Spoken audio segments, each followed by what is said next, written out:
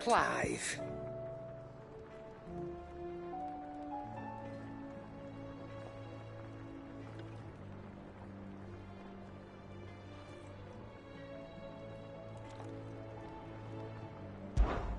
Go on then.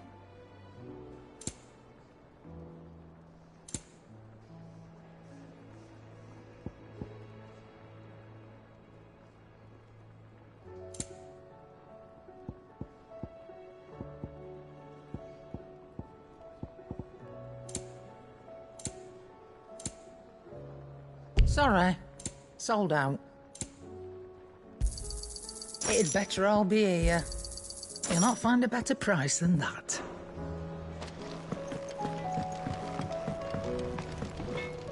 Yep. So, what'll it be?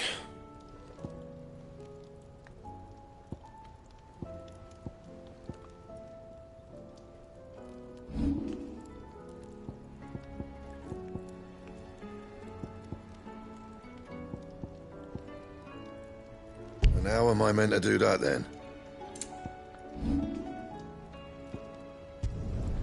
Should last you a good while.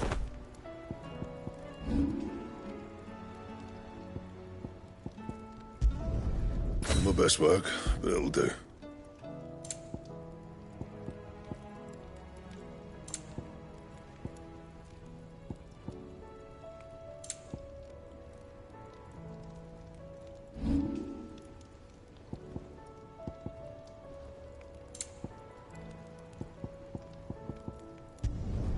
Should last you a good while. Yeah, that should do you.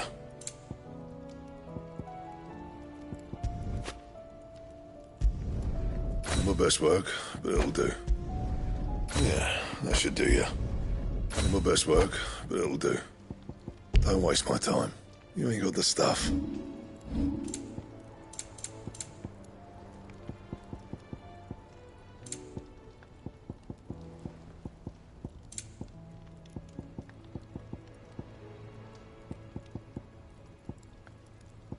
That it? Fine. There's the skies, then the crystal.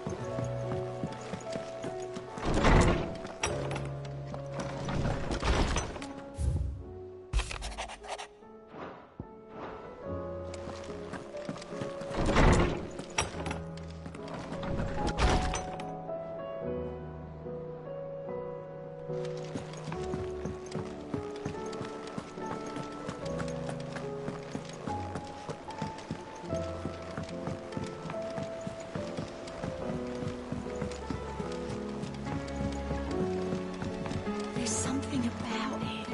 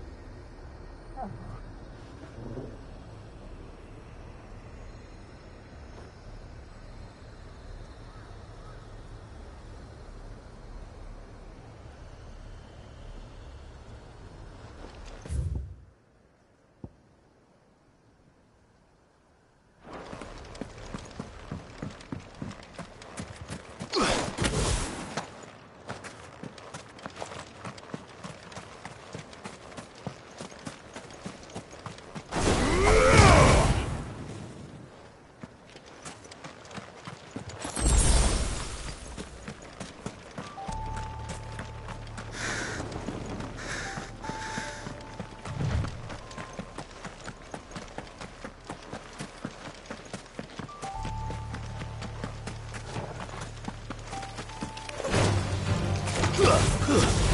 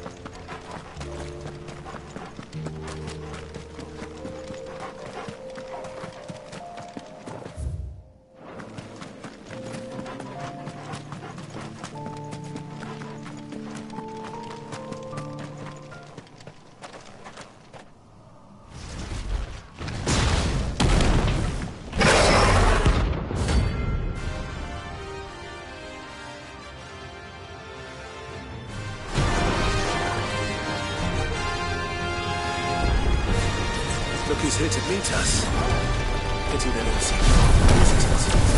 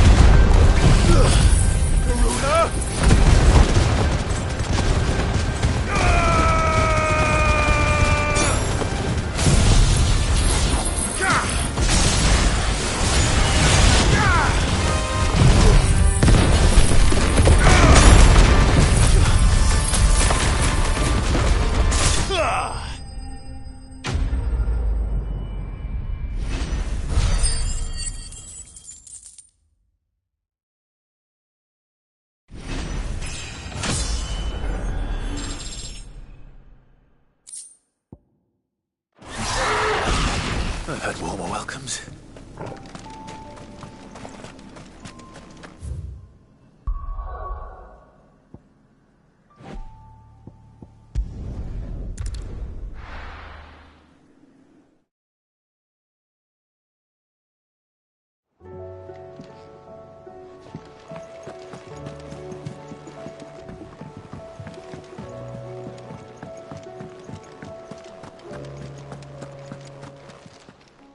Clive.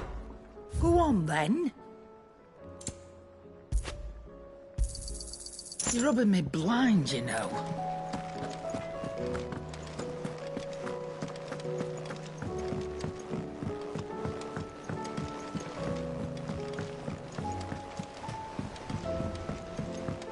There's something about it.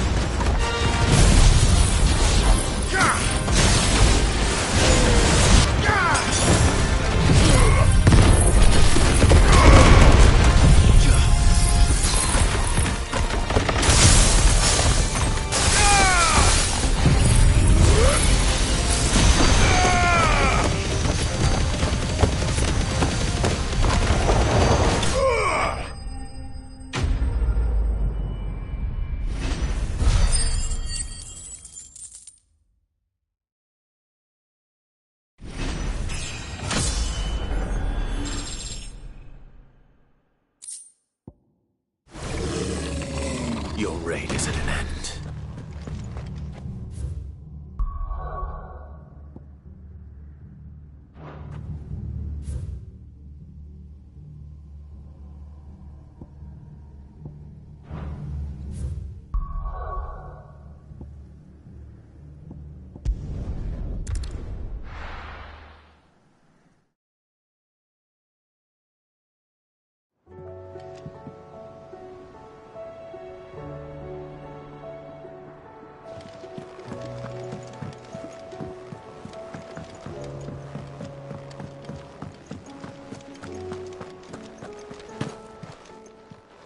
Clive. Go on then. You still alive, are you? It'd better all be here. You're rubbing me blind, you know. Trouble with your gear, or what do you want?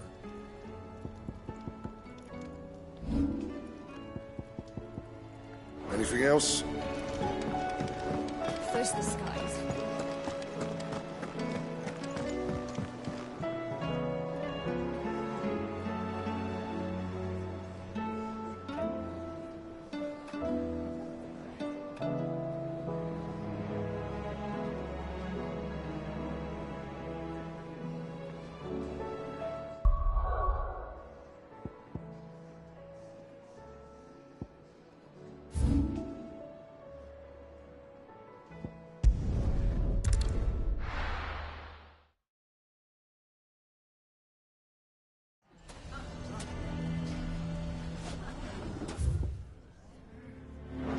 Why the hell would Victor take the bearer's side?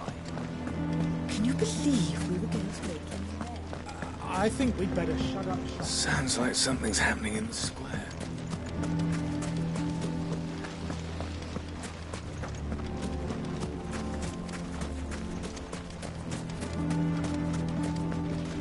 Are you looking for something in particular?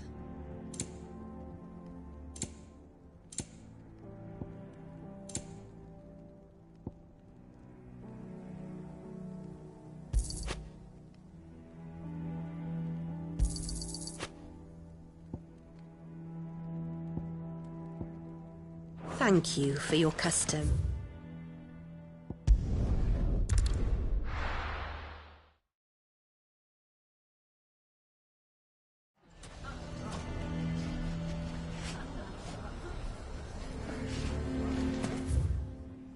Why the hell would Victor...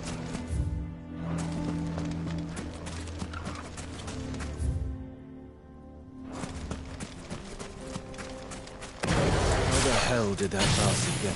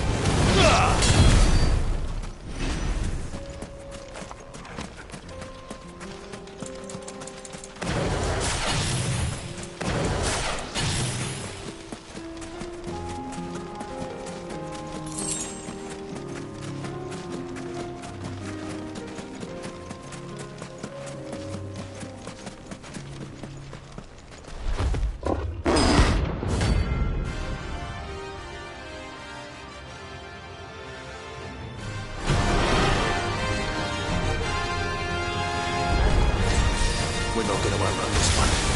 Stay close, Toma.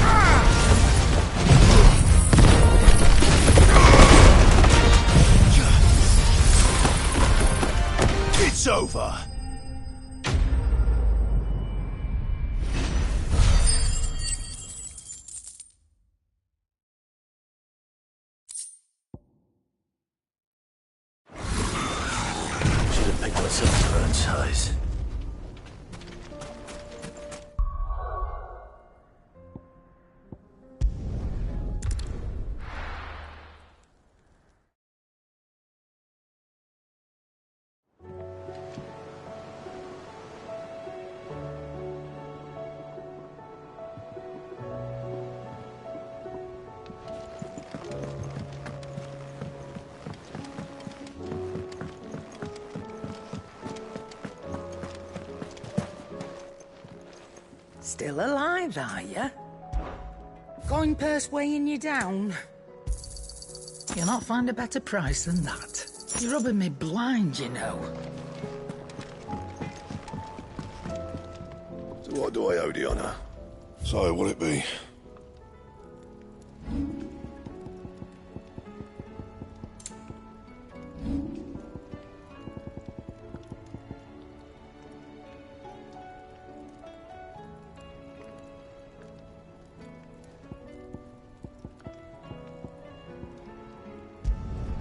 Should last you a good while.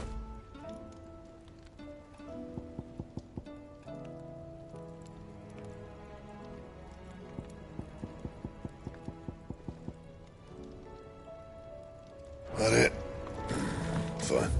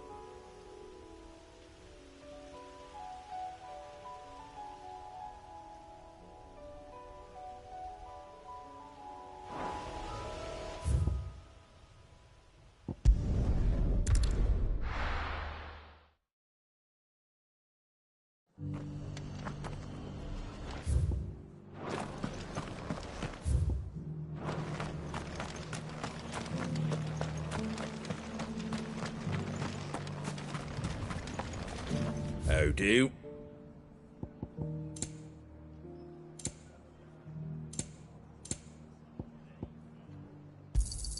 Thanks very much. That all, is it?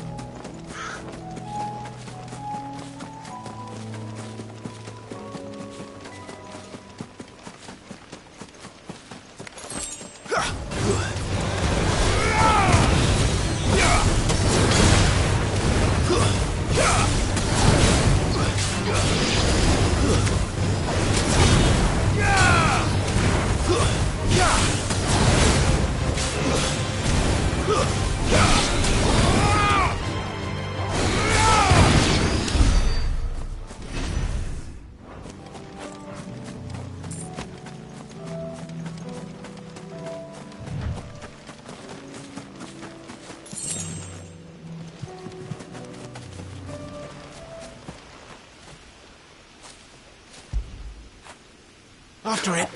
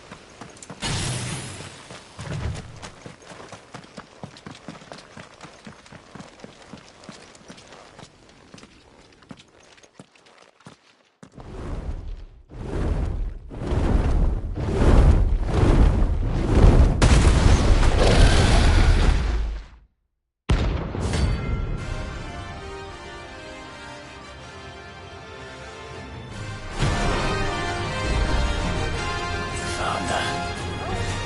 This beast isn't to be trifled with.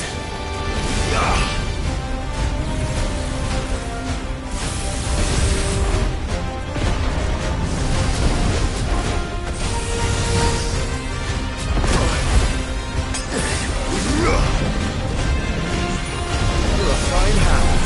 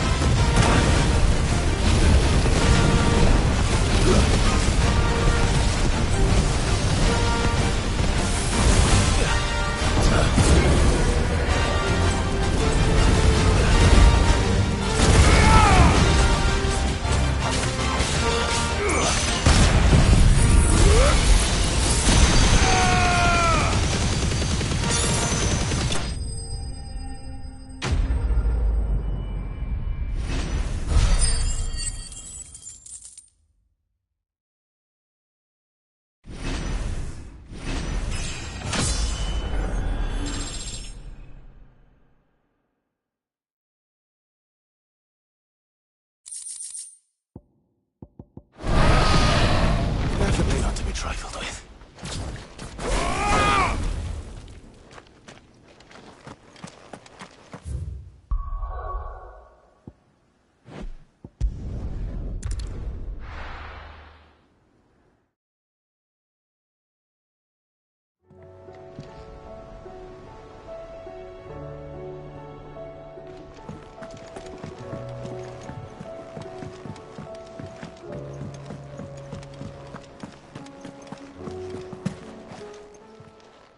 Clive, if you're gonna buy something, be quick about it. You'll not find a better price than that. You're rubbing me blind, you know.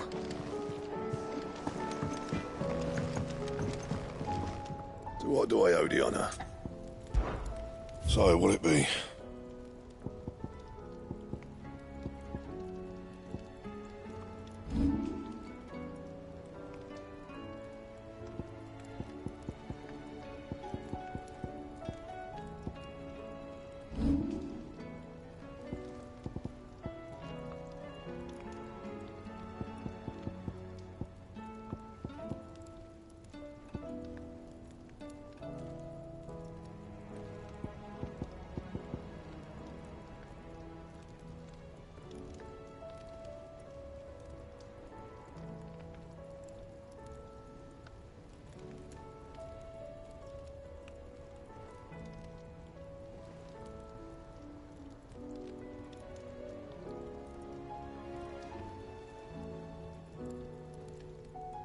Anything else?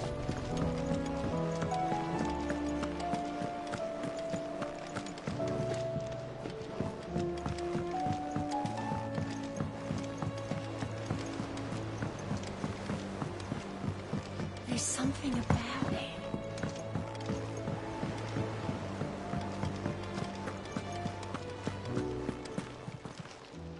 Welcome to the Patron's Whisper.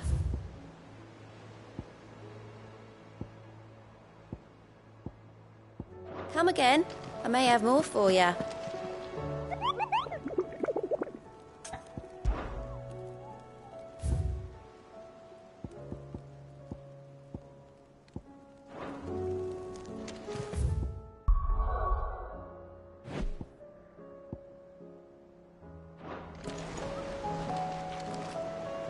Still alive, I see.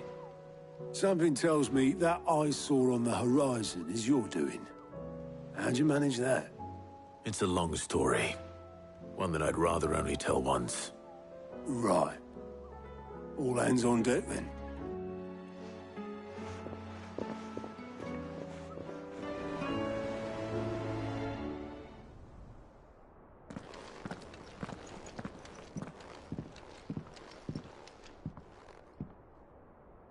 Is this everyone?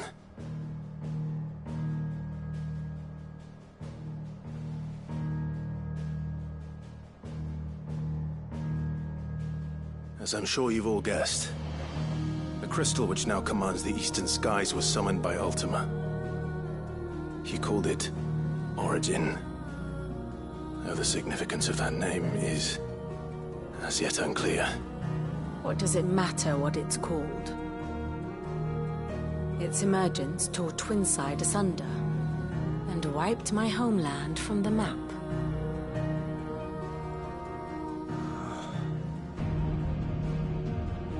Mention of the Dominion spires can be found in the oldest of Valisthian records.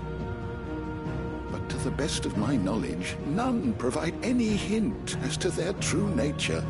That they would prove the horns of some slumbering demon. Well, the Dominion's demise was at least quick. Elsewhere, the Republican army cannot hope to contain the chaos engulfing Randalar. Canberra is in flames, and the Empire.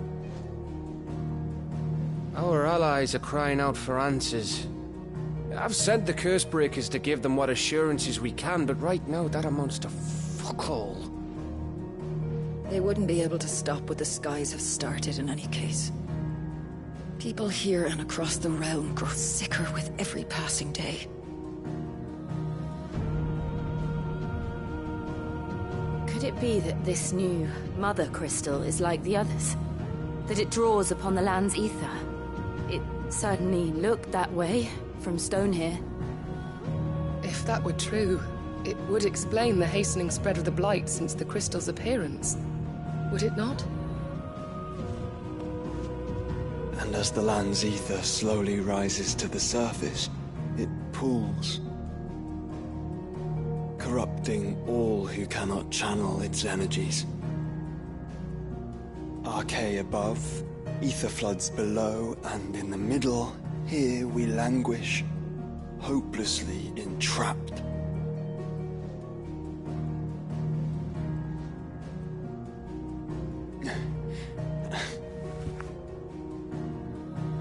It's all right. When we faced him at Stone here, Ultima told us his true power quickens in the Halls of Origin. Needless to say, we cannot allow that to continue. If we are to stop him, we will have to find a way into the crystal. How are we gonna manage that then? It's up in the sky. And fast as she is, the Enterprise can't fly.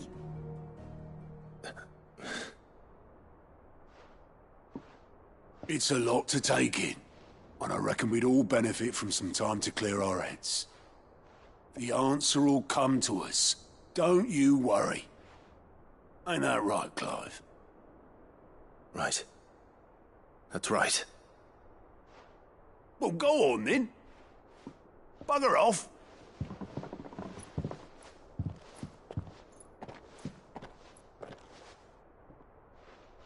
Same goes for you, Clive. You won't solve anything like this. Trust me. Go and get some fresh air, eh? Thank you.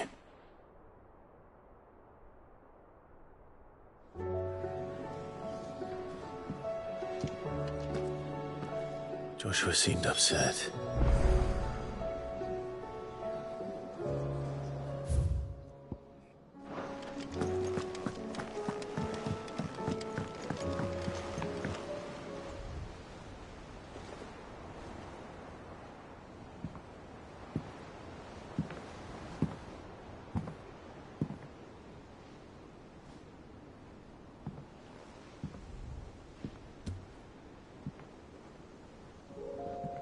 Ultima may have created us, but he doesn't make us who we are. Only we can do that. And if he would have us fight for our survival, so be it. It's what we've been doing all along. Much like Ultima himself, it would seem. His new world being naught but a means to survive. And so, we must contend to decide which of us shall inherit the land. Should Ultima prevail, it will mean death for us all. Of that, we can be certain. But even should he fail, what world awaits us? A withered, godless place, where our newfound freedom will most like prove a chain in itself. Well, that may be. But a chain can always be broken. As long as one has the will to break it. It won't be easy. It may take generations. Centuries of suffering. And that is, if everyone plays their part. But it will happen. And when it does, it will be on our terms. That is the world that awaits us. Indeed. And what better world could one wish for?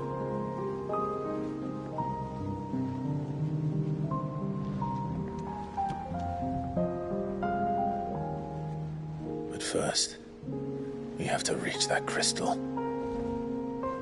Then it's a good thing I have wings. You can barely stand, let alone fly. And only the Founder knows what horrors await in those skies. You certain about this? Am I certain? I am the Phoenix. I will do what I must. This is our fight. Remember?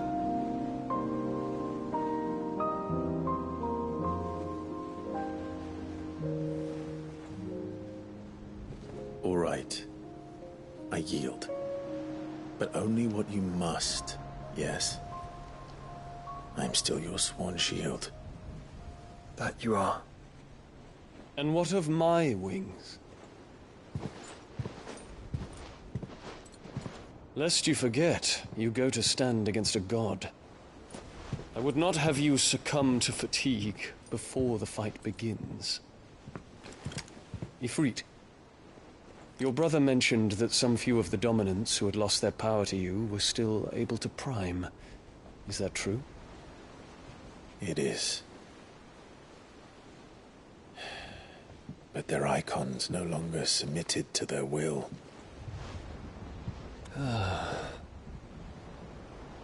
Then mine will have to be stronger. That you both might save your strength for the battle to come. You don't have to do this. If you do, there's a chance you might lose all you have left. And what have I but regret? My life ended in the Dominion. I fear death no more. Besides, I would have words with Ultima. He has much to answer for.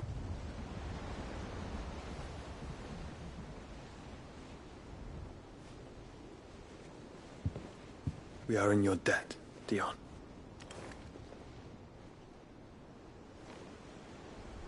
We can speak of debts when this is over.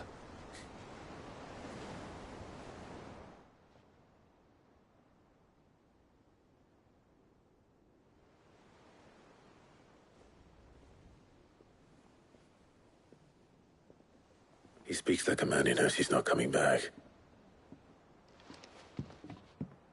And has come to terms with that. That doesn't mean that we have to, does it, Clive? Time to talk to Jill. I only hope she understands.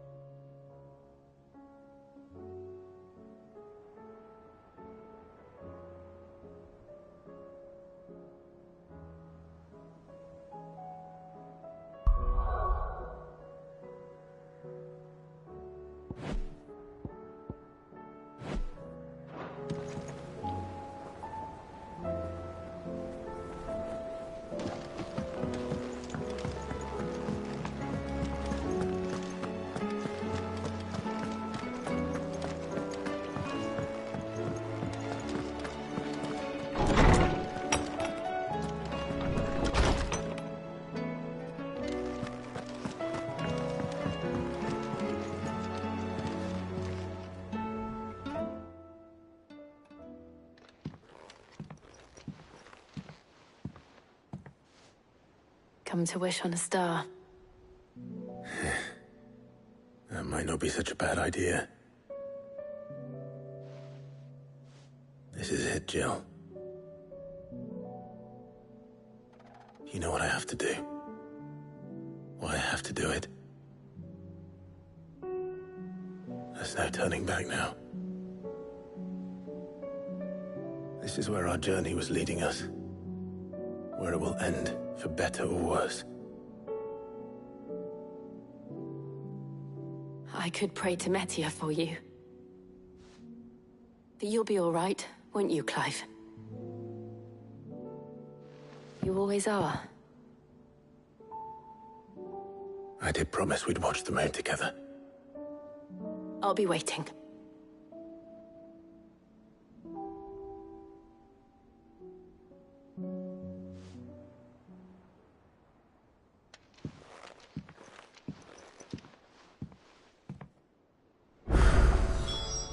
It's almost time.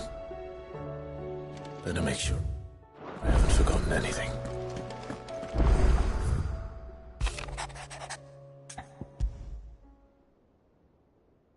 Something tells me this is no mere adventure story.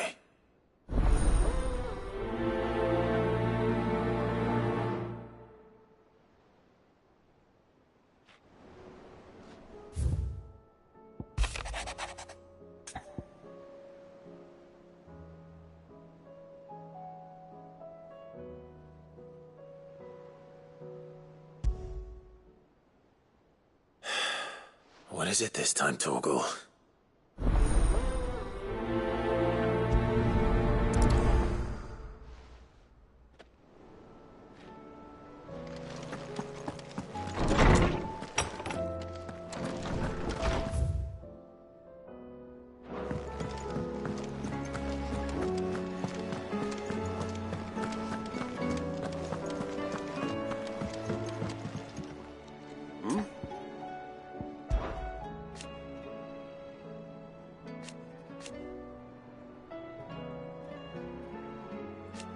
Huh.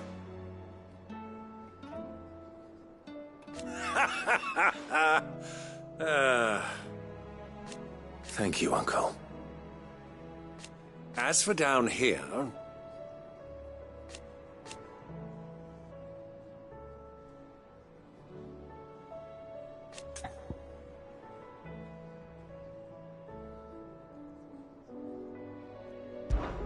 Clive, my boy! Rutherford informs me that we owe you our thanks. Hadn't intended for you to get involved, but such are the times we live in, huh? I would have done the same for anyone else. You're far too modest, Clive. You'd make a terrible nobleman.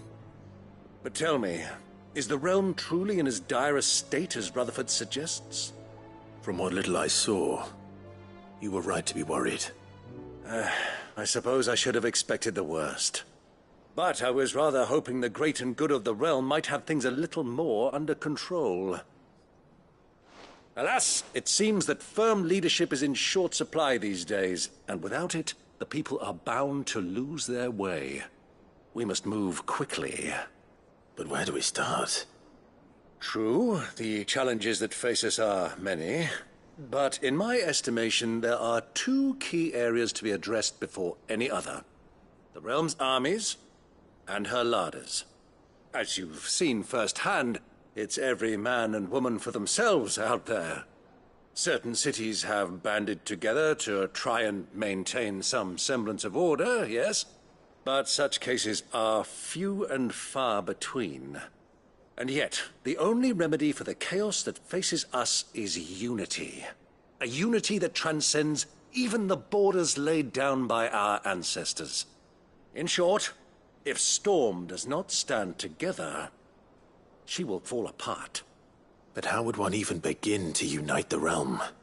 The armies, my boy. As I told you already, we begin by restoring order among the ranks of those sworn to maintain it.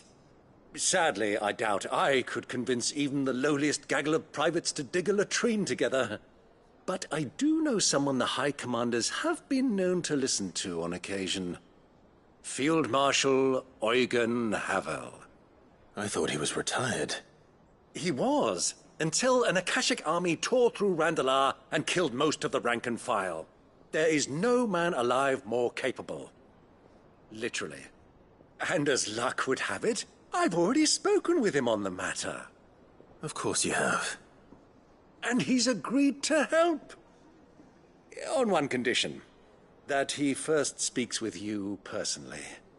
Havel has always been a man of frustratingly rigid principle, and he has certain qualms about clasping arms with, well, with an outlaw.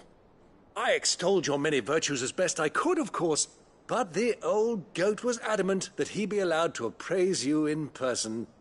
You don't mind, do you, my boy? Of course not. As long as chaos reigns, we will never build a better world. I'll do whatever it takes. And if the Field Marshal wishes to speak with me in person, then so be it. That's the spirit. I'll leave for Randalar at once. Would you send a Stolas? Of course. Rutherford is already in the Dalmekian capital. I'll have him tell Havel to expect you forthwith. Excellent. Thank you, Uncle. No, thank you, Clive.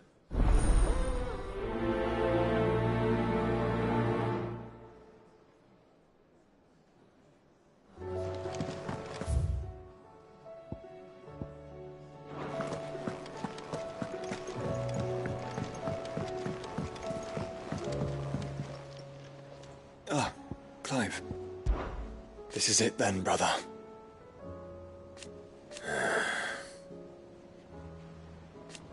Indeed. You're wrong.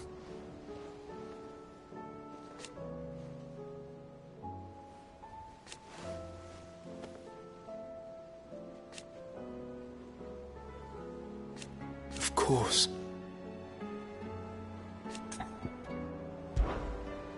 Joshua, what's wrong? And don't say nothing. It's... nothing. I've received word from Cyril. The Undying have found Father's will. Or something akin to it. His will? How and where? In the crypt beneath Rosalith Castle. After Kupka was kind enough to drive out the Imperials, the Undying took the opportunity to recover what relics of the Duchy yet remained. And in the process of doing so, they found a letter from Father. I'm surprised anything survived down there. Cyril asked that I join him in Tabor at my convenience. I have been meaning to go, but... would you join me? Of course. I want to know what's in that letter as much as you do. Very well. I'm ready to leave when you are.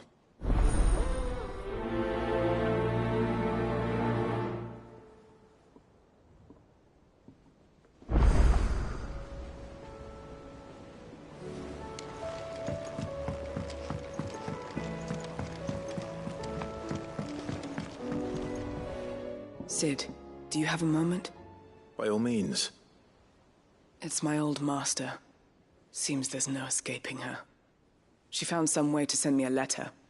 And something else. Records from a Waluda prison. Seems they were keeping a lot of bearers there. How did she come by such a thing? Finding bearers always was her strong point. And it seems the cells of Balmung Dark are full of them. Foreign captives, the masterless. Bearers no one would miss. And even better for her, bearers with no one to look after them. When ether started lapping at the walls, the jailers fled. Leaving the bearers to be liberated by whoever happened to come along next. Sid, I'd like to believe that I've earned your trust by now. And while I'm well aware that you've forbidden Cursebreakers from traveling to Waloed, I can't let those bearers die in their cells. I'd rather risk shipwreck on the Shadow Coast than leave them to starve.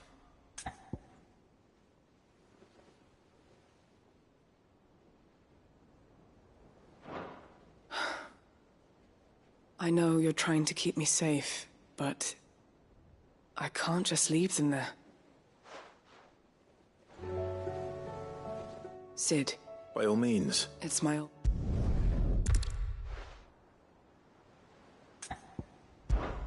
We'll be needing the Enterprise if we're going to navigate the Narrow. Does that mean... I'm making an exception, but we travel together. And we stay no longer than we have to. Ash is an inhospitable place at the best of times. We save as many as we can, and we leave. Thank you, Sid. There was a name in the prison register. A name from my past. Chadwick. Another of my former master's protégés. A gifted soldier, and the closest thing I had to family. The thought of him held captive in that place. He must be very important to you. He was. Is. Then we find him. The entrance to the prison lies in the shadow of Ravenwit Walls, just beyond the portcullis. We should head there as quickly as we can. I only pray there are still bearers alive to save. As do I, Doris.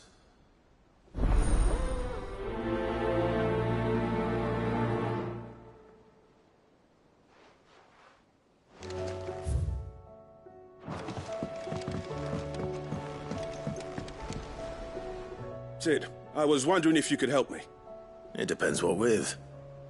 A bearer, but recently freed from his bonds, is keen to join the Cursebreakers. As you know, the work we do is not easy, which is why we test every volunteer's suitability. I was hoping you could oversee this one's evaluation. I don't mind, but why this one? Because he wants to be a scout. Our ranks are filled with men and women capable of breaking chains and putting slavers to the sword. But scouting? We're few with the nose for that, which is why we still rely so heavily on Gav. And since he accompanies you on so many of your missions, I thought you might be better placed to recognize the traits in him that we should look for in those who'd fill his boots. Sounds reasonable. So you're happy to oversee the boys' test, then?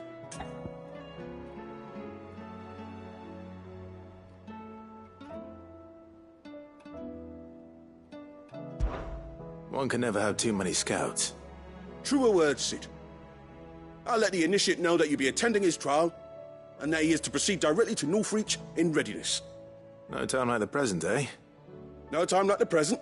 I'll await you there.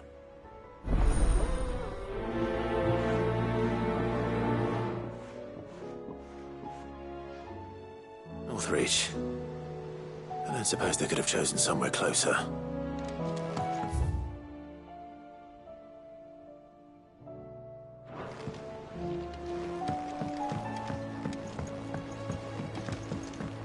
Twinside's hundreds of leagues away. That'd mean the crystal... Fancy a look at the list, do you? Quick look.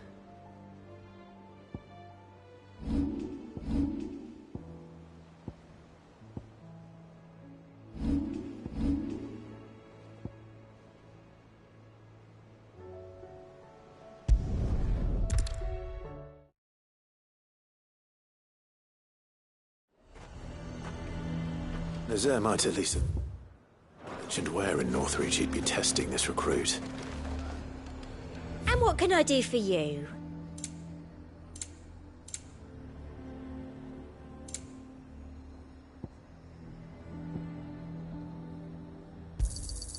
You've a keen eye. I do like a customer who knows what he wants. An excellent choice. Come back again.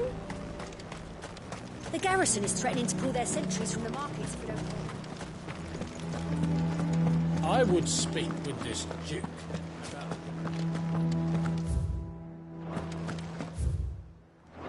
Saw the captain just now. Yut. Need you.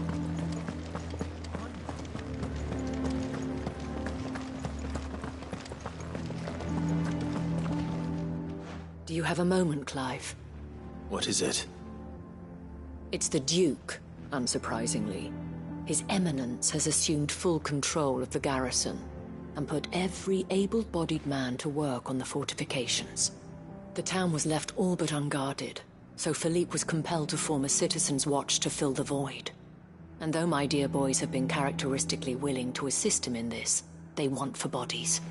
So I was wondering if you would lend them your strength, that the people of Northreach might sleep easier, if only for a few nights.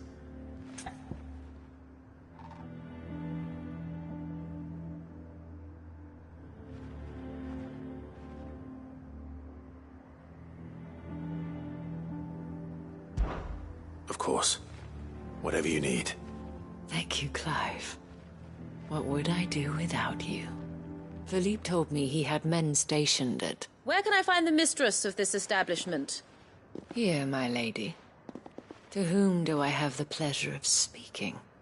My name is Sabine, and it is my displeasure to be the daughter of the Duke of Oriflamme, who I understand is causing you and your town no small amount of trouble. I wish to speak to you about what might be done. Very well. Let us speak.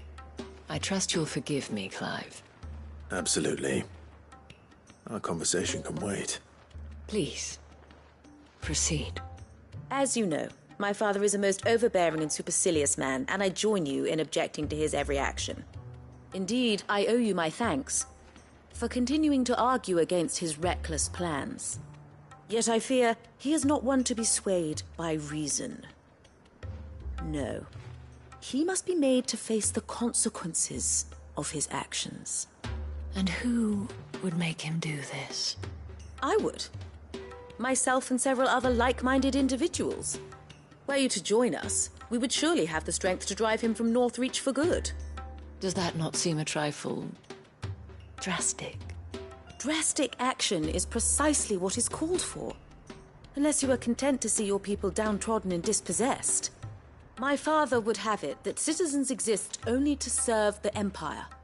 that they should be forced to make every sacrifice to ensure her revival. But he is wrong. It is not the people who must serve the Empire, but the Empire who must serve her people. He's always been like this. Scornful of the opinions of anyone he judged beneath him. But he cannot be allowed to ride roughshod over the common folk any longer. We must fight him, by all possible means. Fight him? No. My purpose is to quell the tension in Northreach, not to stoke it. Respectfully, my lady. Our only chance of saving this town depends upon every one of us uniting against our common enemy. Your father and his followers included. While I understand your frustrations, I cling to the hope that he may yet be won round. False hope, I assure you. But I see that your mind is made up. I shall bother you no longer. If you will extend me the same courtesy, I bid you good day. She certainly has spirit. Indeed. But unfortunately for us, that spirit is only likely to harden the Duke's resolve, which may be enough to seal the fate of this town. Not that she cares. This is all about her and her father. Families. I'm sorry, where were we? Ah, yes. I was about to tell you of Philippe's plans for the town watch, but perhaps it's better that you heard them from him. I believe he's in the market, if you'd be so kind as to seek him out. Right away. It's just a pity I cannot join you. I'd like to see the two of you in action together.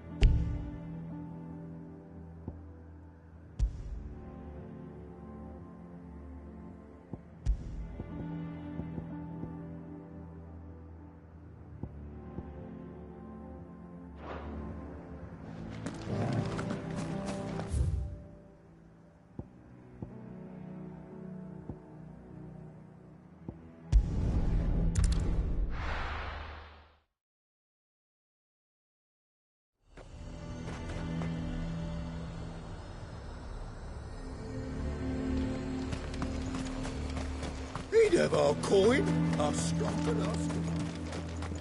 So you are content to abandon... Please, I beseech you. If you are a true son of Northreach, you must fight to defend your home. That's exactly what I am doing, milady. Or trying to, at least. The land is crawling with fiends, and someone has to keep watch. Even when our true enemy is hiding in the garrison? Fine. You're not the only able-bodied man in Northreach. Thank you so much for your help.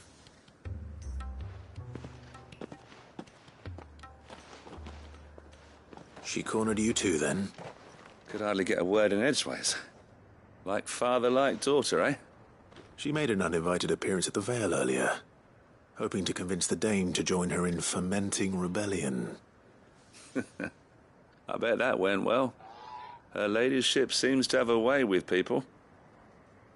Anyway, what brings you here? Our mutual friend thought you might welcome some help. Oh, she did she? Right as always. In fact, you're just the man. We've had some reports, you see. Sightings of, you know what. They're back. Seems that way. All over, too. We haven't been able to confirm anything yet, but if you're willing, you could go and see what's what. Right. Where should I look? You know Grieger's Weep? One of the sightings places them somewhere on its shores. I'm on my way. Thank you, Clive. I'll look into one of the other sightings. Let's rendezvous back here later.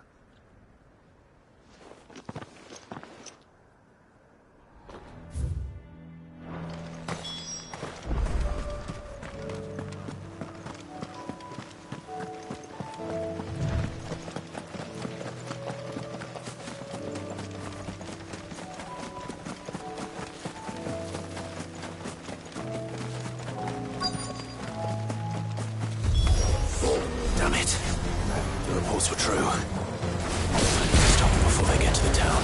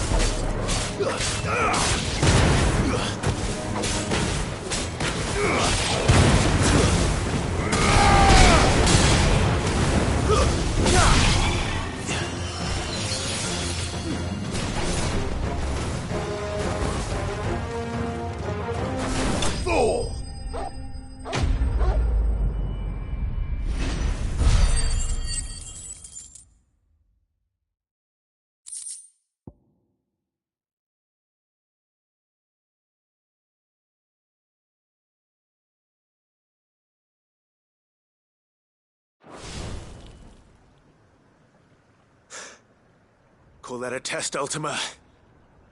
Clive, it's me. Are you all right? I am. But it seems the reports were true. The thralls have returned. I dispatched the few that I found, though. Well, that's something, I suppose. But what were they doing south of town? They all came from the north last time. We might be able to fend off an attack from one side or the other, but from both? Do you have eyes in the north? Some. I should probably go and have a look, though, just to be sure. You head back to Northreach. I want you there just in case war breaks out while I'm away. What do you mean? Her ladyship's been busy working her magic on the townspeople. Stirring up ill feeling towards her father. She'll have her marching on the barracks if we're not careful. What? This is exactly what the Dame was afraid of. I'll do what I can to calm things down. Be careful out there, all right? Don't worry, I'm not like you. One sniff of those things and I'm running back to town screaming blue murder.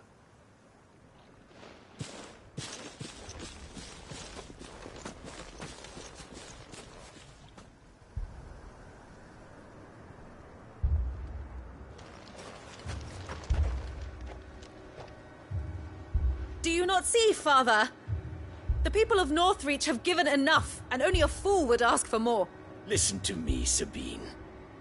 Where would our people be without their country, hmm? The Empire is their sword and their shield. It is she that ensures they can live without fear. And now she teeters on the brink.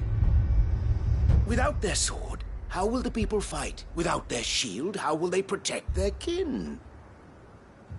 Can the unarmed stand against the advancing hordes? No. But there is yet hope. A new shield, a new sword. A new empire. We can rebuild Sandbreck, just as Great Grieger wills it. Perhaps we could, Father. But we don't want to. Not if it is built on the broken backs of the people. Please, let us not quarrel in the street. You must see that no good will come of this. Our fight is not with each other, but with the threat that draws ever closer to our gates. A threat that your sword has yet to rid us of, Your Eminence. You will hold your tongue, whore! You may have filled my daughter's head with your heresy, but I will not be corrupted. Corrupted? Your daughter's opinions are her own, as you would know if you had ever deigned to listen to her. At least I hope they are your opinions, and not posturing born of a family feud. Northreach deserves better than that. Northreach deserves better than you, Carla! Yes, I know who you are. The slut of Twinside who bedded a Branded. Jealous, are you? That a woman might choose a bearer over a pious man of Grieger. Clive! I met a swarm of thralls coming south from Oriflamme. Hundreds of them. Too many to count. No. Work on the fortifications has scarcely begun. We will retreat to Caer Norvent and there make our stand. Did you hear me? That was an order! While this is but a heartfelt plea, let us make our stand here and protect our homes. Protect those that we love.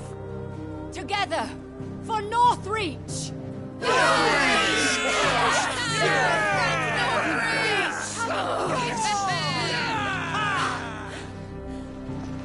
You heard the dame. What are we waiting for? Pikemen to the gates. Archers to the roofs. Quickly, come on!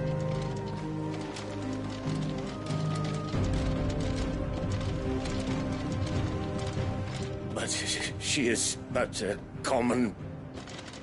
whore, yes. And we'd follow her to the gates of hell.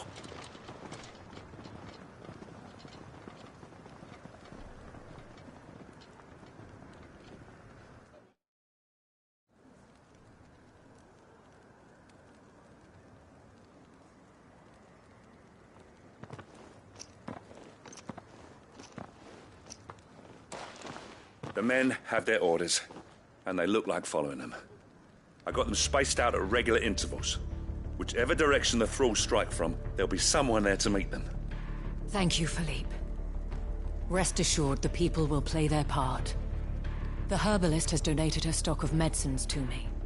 Should any of your men be injured, take them to the Vale. We'll see to them there. Thank you, milady. I will. I'll play my part too. You still want for numbers. Unlike the enemy. I only hope I can go some way to evening the odds. Philippe, can I leave the south in your hands? I doubt the thralls by the lake were the last of their number. Of course. I'll lead a party down that way so we don't get taken by surprise. What about you? I'll make my way up the road to Oriflamme. I fought a few of these things. And while I can't promise to hold them all back, I should be able to thin the herd. All right. But take care. Thank you. Both of you. You can thank us when it's over. Till then, madame.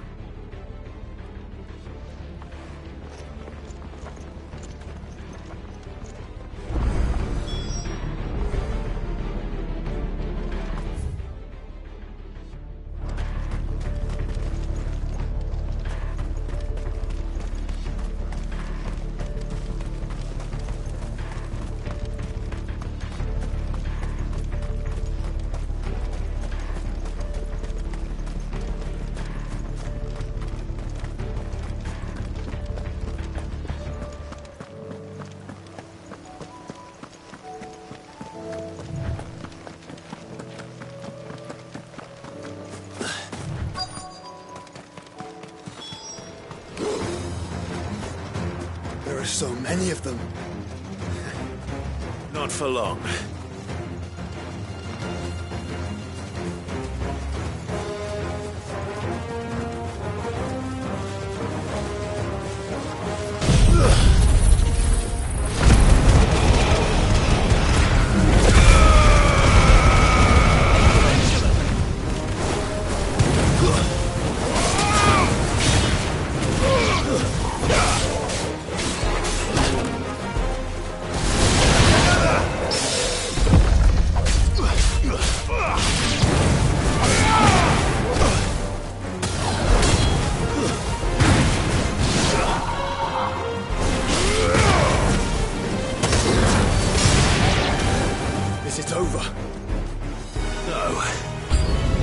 Just begun.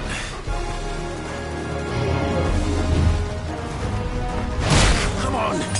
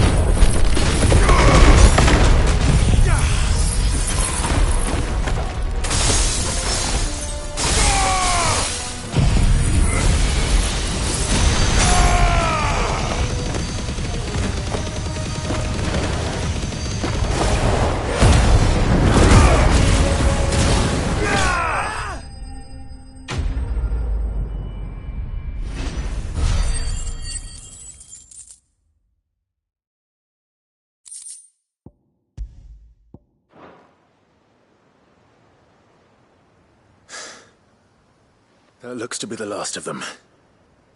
I wonder how the others fared. Better hurry back to town. Come on, Torgal.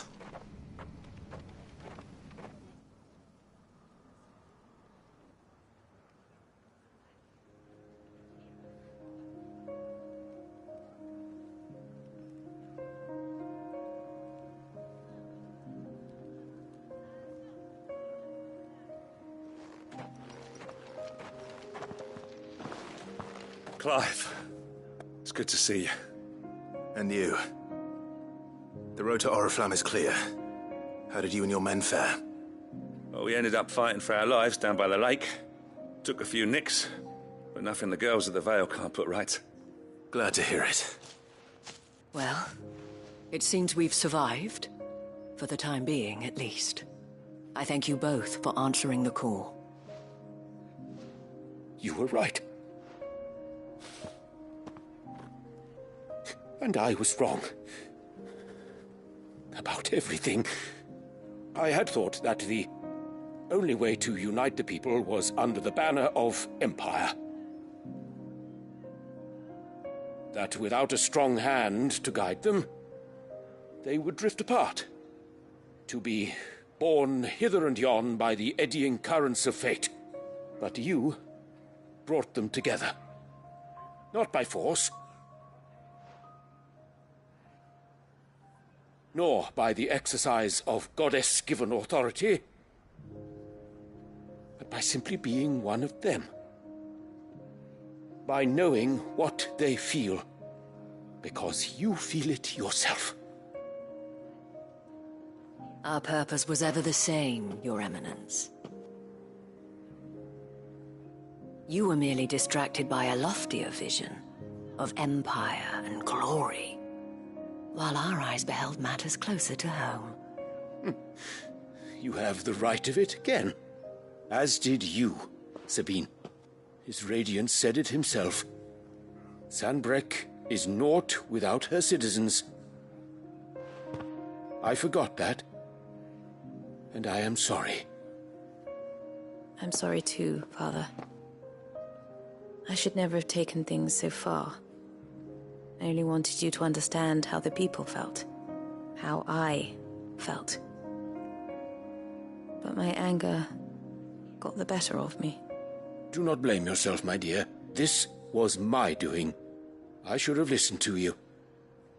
To all of you. Your Eminence, your ladyship, I do not doubt that you came here with the best of intentions. But I believe the same could be said of us all. We all want safety, security, prosperity. Not just for Northreach, but for the entire realm. And we may yet achieve it. If only we work together. Will you join us in this? Yes. We shall. Thank you, Your Eminence. Now that that is settled, I must go and see to the wounded. The Vale's doors are always open to any soldier in need of relief. And today there are more than ever before.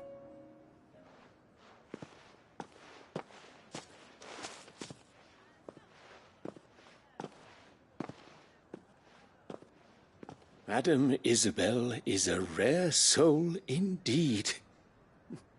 In these dark times, I see that it is not men like me who should lead the realm, but women like her. You're right. If only I'd listened to her when I had the chance. Forgive me for saying so, milady, but you still do. The dame said it herself. We can turn things around. We just have to work together. And that goes for you, too. You're one of us now. One of you? Well said, Captain. Let this be a new beginning. Not only for Sanbreque, but for us. Well, since there's nothing more to be done here, I should see if Isabel needs any help moving the wounded.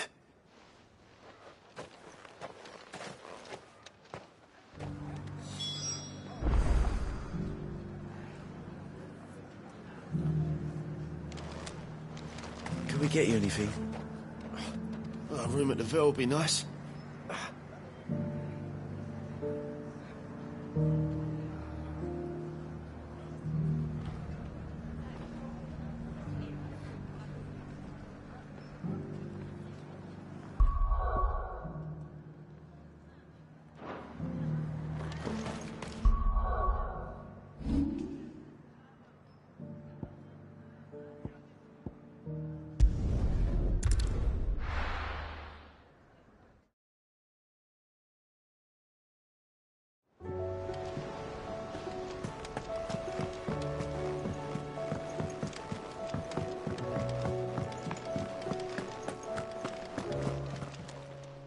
Clive.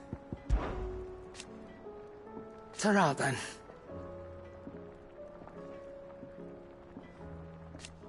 Thank you, Karen.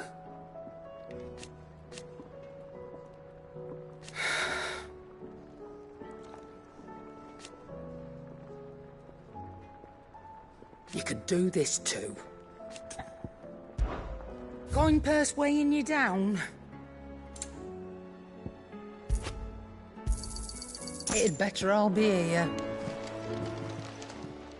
Still alive, are you? Come again. Or don't. I'm not much bothered either way. So what do I owe the honor? Crack the crystal? Not a very good one. But then...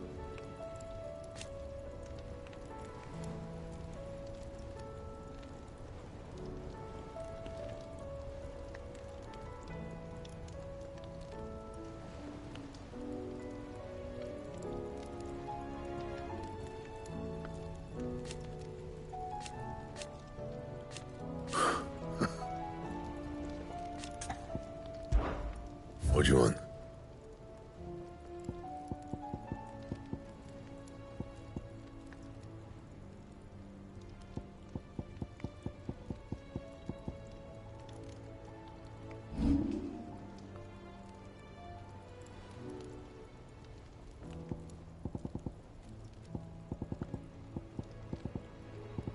Anything else?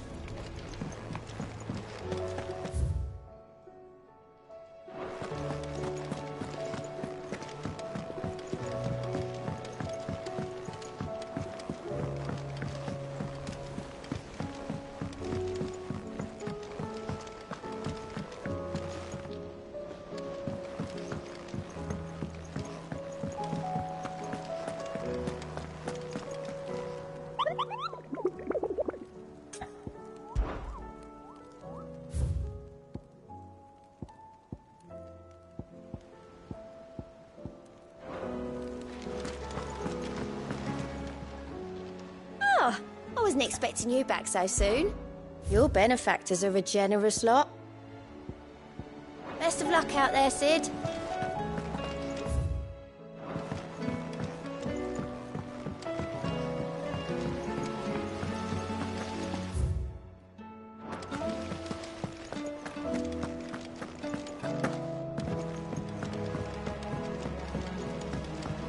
What do you think happened to Miss...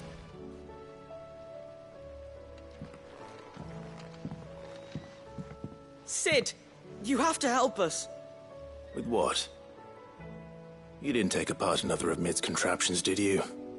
No. Well, yes, but that's not what we want to talk to you about. It's Miss Mididol. She's been acting strange. Very strange. She's barely ever around. When she is, she acts like we aren't even there. Her head's in a crowd. In the clouds. That's what I said. In the clouds. Well, she does have a lot on her mind. When did you last see her? Not long ago. Right after she got back from saving you from Stoneir. Then it's probably just about the Enterprise. It did take quite a battering on the way there and back. You didn't break it, did you, Sid? You really should be more careful around Miss Mididol's inventions. Oh, don't listen to her. Even if you did break the Enterprise, you could put it back together, couldn't you? But who's gonna put Miss Mididol back together? She seems really sad. Why don't I go and see if I can cheer her up? You do that? For us? She's in her dungeon. Don't scare him. It's not a real dungeon. Thanks for the warning.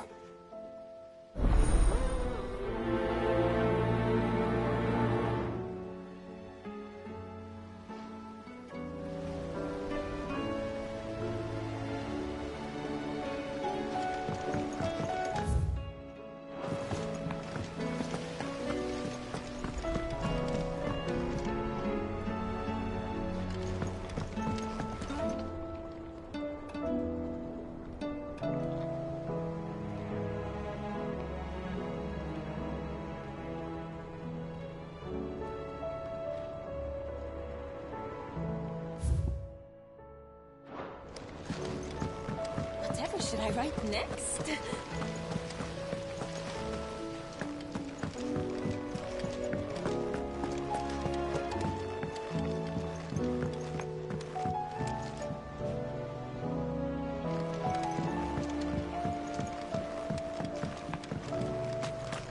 I will not let them be forgotten. Sid, may I have a moment? Of course. It is an honor to finally speak with you. My name is Herman. I've been with the Cursebreakers for some time now, and I wish to be deployed to Ash. Any assignment will do. No. The lands across the Narrow are too dangerous. I will not send good men and women to risk their lives needlessly. Why would you want to go back? I need to retrieve something. Something important. I was raised in an orphanage. The Badbach Conservatory. Or rather, I was held captive there. It was not a place of nurture. It existed solely to turn bearer children into mindless weapons. We were tortured until we feared no pain. Tormented until our hearts turned to stone, and few ever survived long enough to become tools of the last king. I can't imagine. I lost so many. I can't even remember all their names, but they must be remembered. They cannot fade away, faceless and forgotten. The Institute was run with military precision. Every child measured, every name recorded, every death logged with meticulous care. Sid, allow me to travel to Ash and recover the registry so that my brothers and sisters might live on. You are a good friend, Herman. But the fact remains that Ash is simply too dangerous. Sid, please. Even should it cost me my life. Too dangerous for you, Herman. But not for me. I'll go to Badbach and find the registry. You will? I won't let you risk your life. I don't know how to thank you. You can start by telling me where I'll find this orphanage. Vida Grace. Hidden in a forest, overlooking the plains. All right. I'll see what I can find there. May the mothers guide you.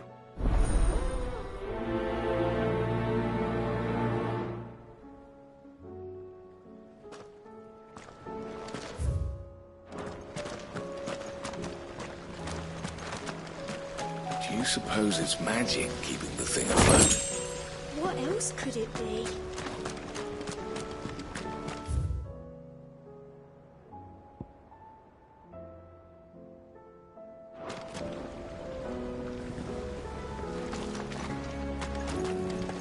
So, there's a new mother.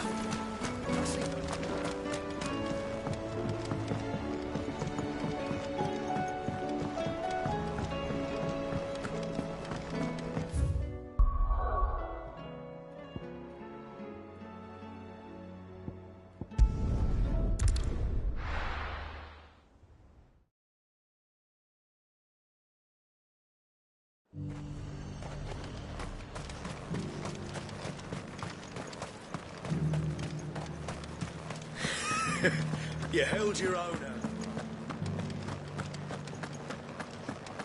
Will you lend me a hand? They're still injured in the market. Just a little further. This the last one?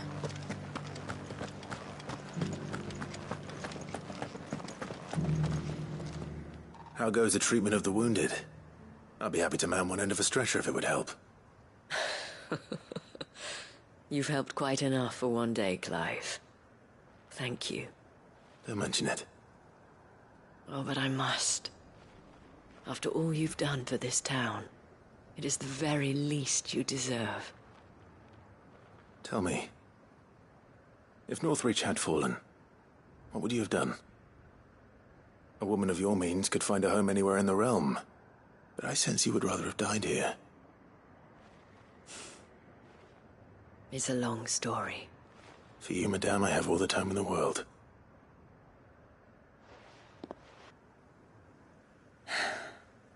Very well. Long ago, I had a life in the crystalline dominion.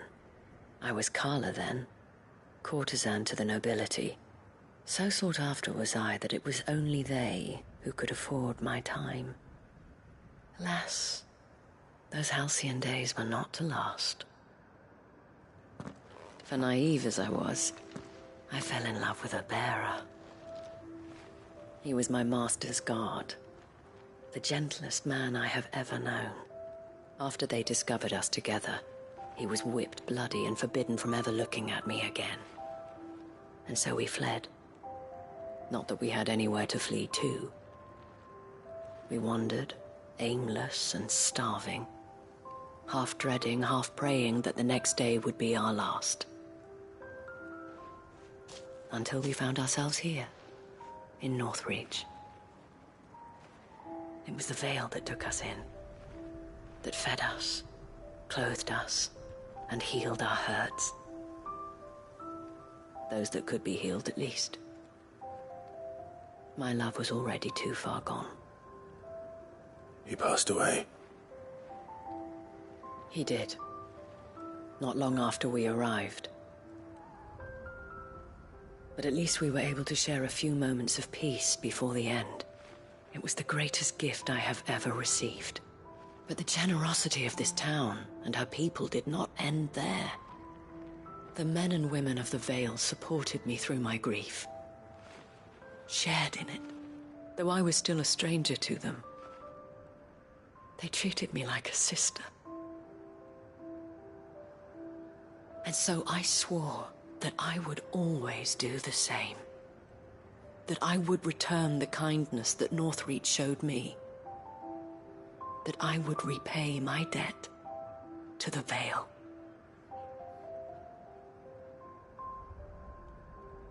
Thank you, Isabel, for sharing this with me.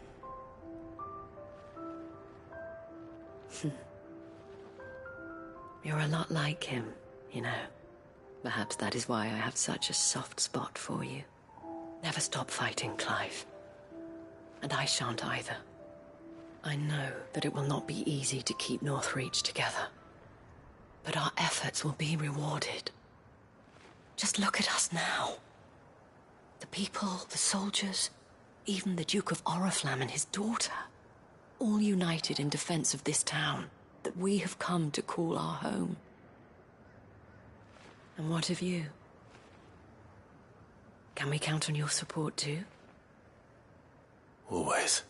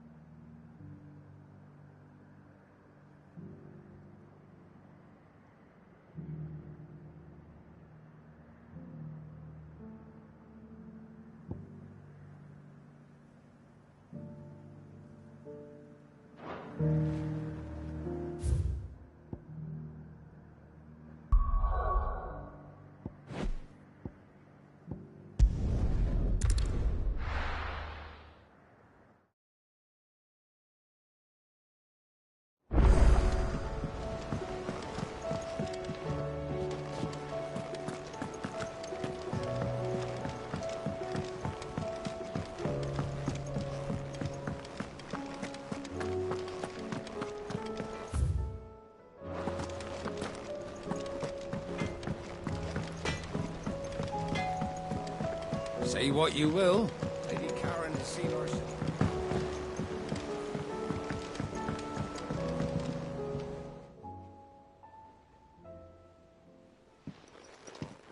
Pining for something, boy. What is is it? What do you see out there?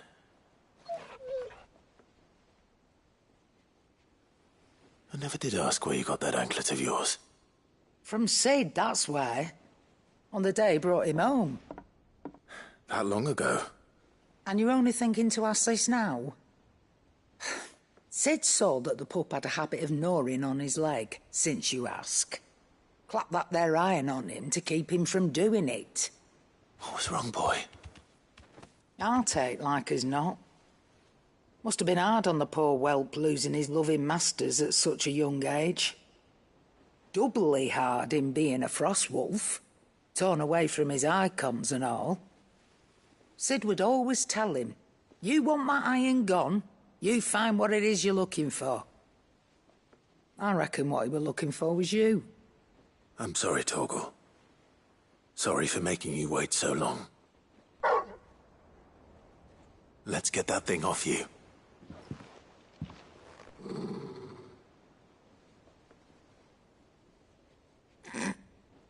Doesn't sound like he wants it off.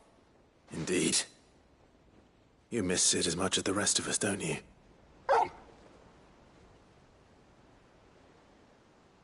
You want me to go with you somewhere?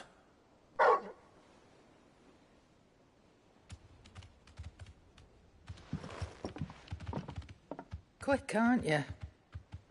Glad you've been paying attention. Not nearly as much as you have, Lady Karen.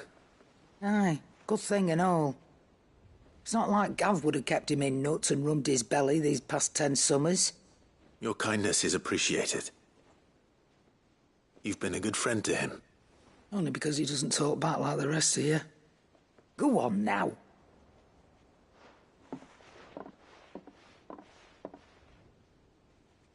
Where to then, Torgal?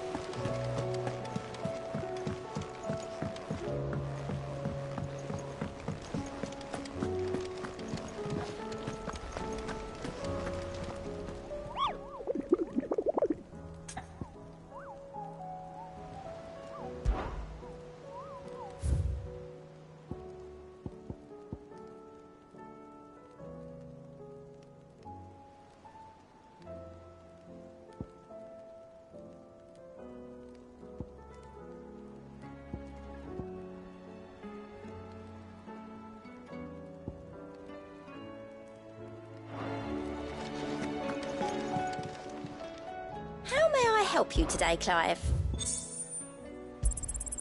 All yours. Come again. I may have more for you.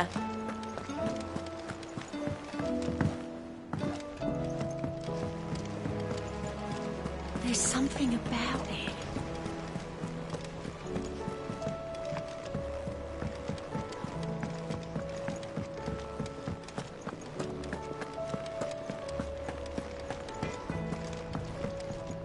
Trouble with your gear, or so will it be?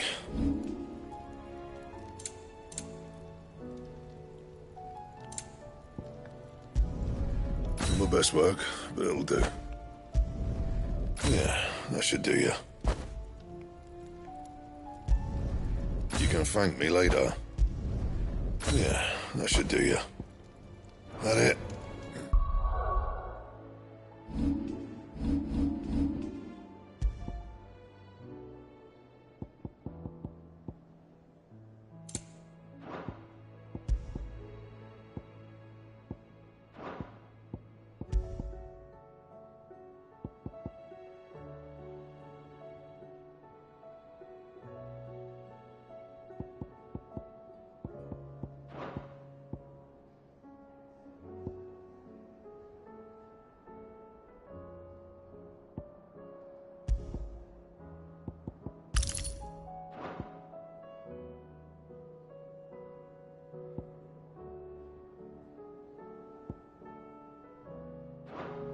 Fine.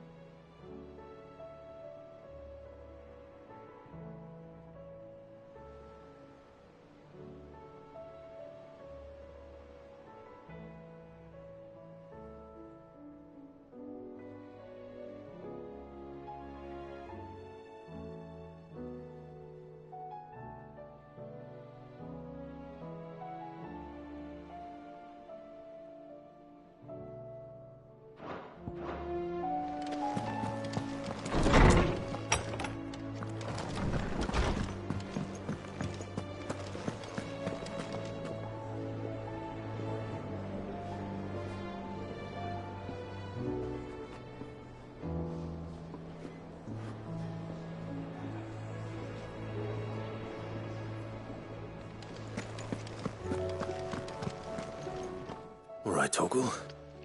Where are you taking me? I'm going to need a little bit more than that, boy. Do you have a better hint for me? Unless... you've already given me one. Back on the rear deck, you were looking west, toward Rosaria.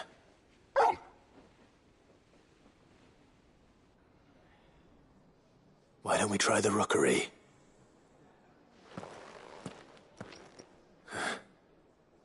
I haven't been to the island in almost 20 years. To Port Isolde, then. Fingers crossed the old mooring is still there.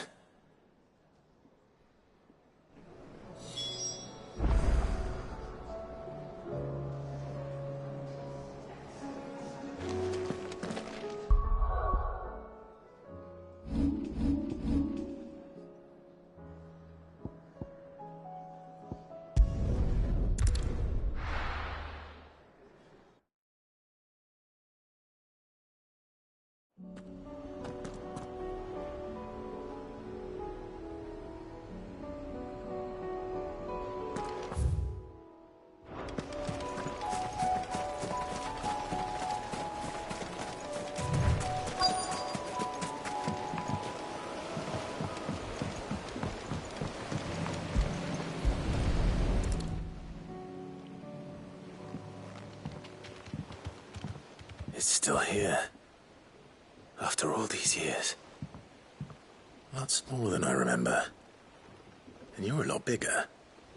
You might have to swim, boy.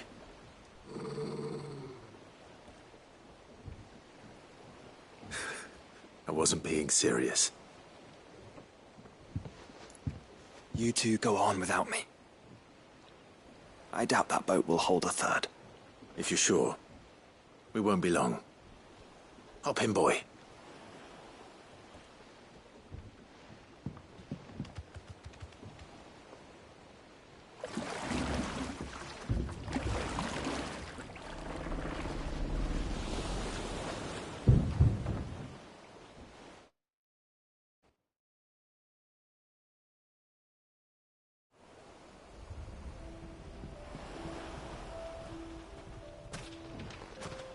This place hasn't changed at all. Rookery's right through those trees. Come on. Race you there? I bet I could still beat you.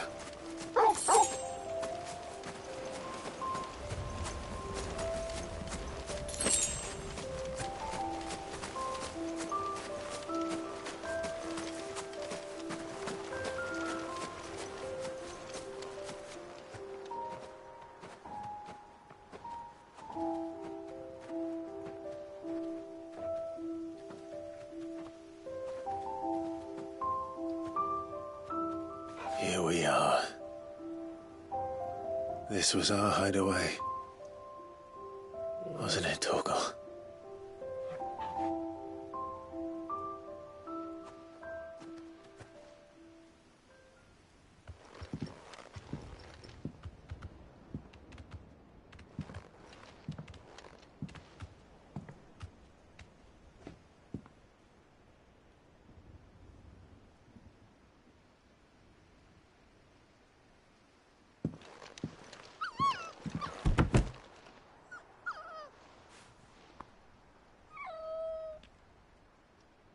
Coming here helped me to forget who I was.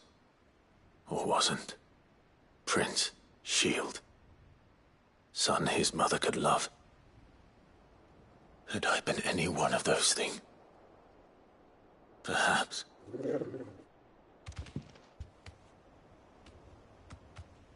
What is it, boy?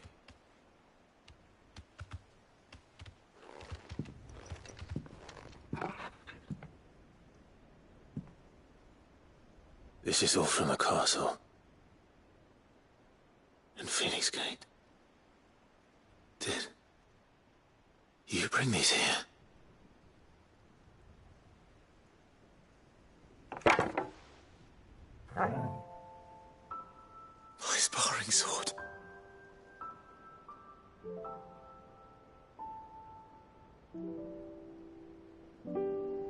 Well, well. You never stopped looking for me, did you, boy?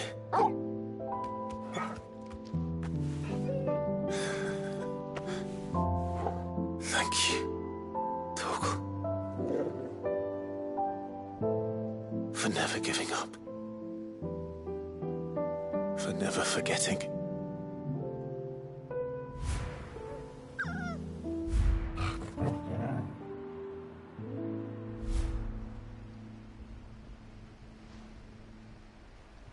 Let's take this with us, shall we? So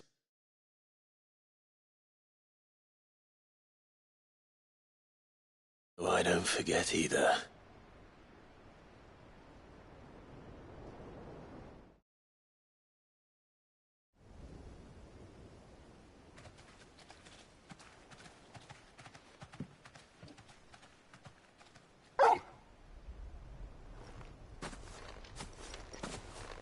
That's not the way back to the boat, Torgal. All right. I'm coming.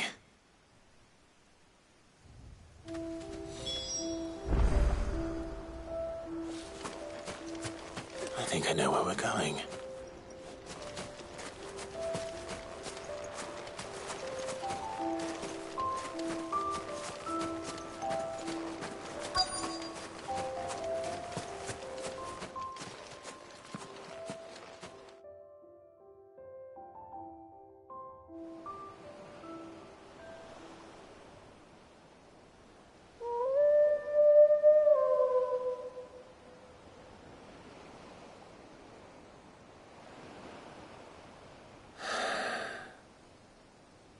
People always talk about the importance of putting the past behind you. But without it, we wouldn't be who we are today. And we certainly couldn't steer our way to a better tomorrow. Come on, Torgal. Let's go home.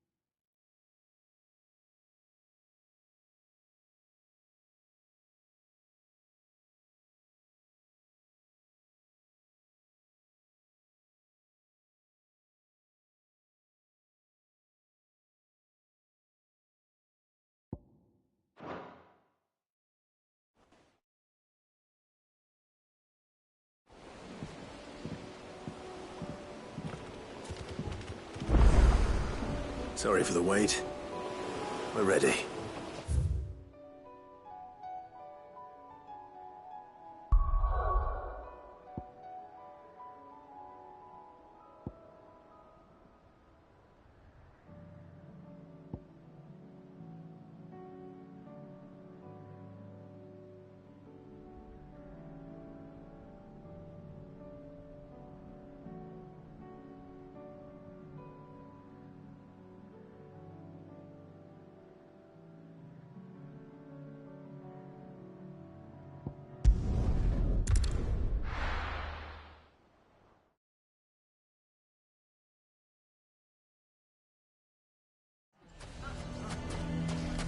Why the hell would Victor take the bearers?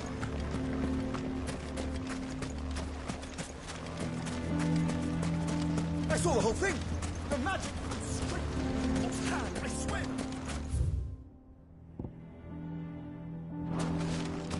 None of the stalls were planned this time.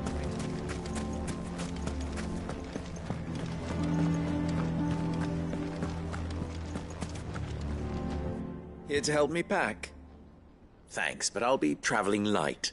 I'm almost finished already, in fact. You're really going to go through with this, then? I am.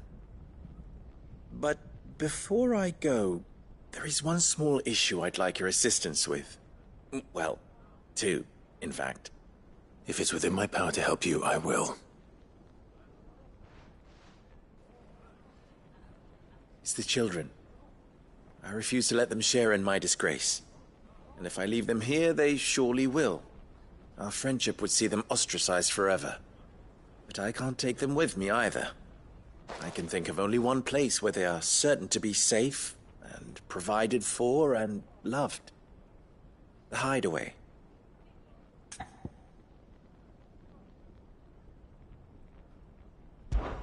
Of course.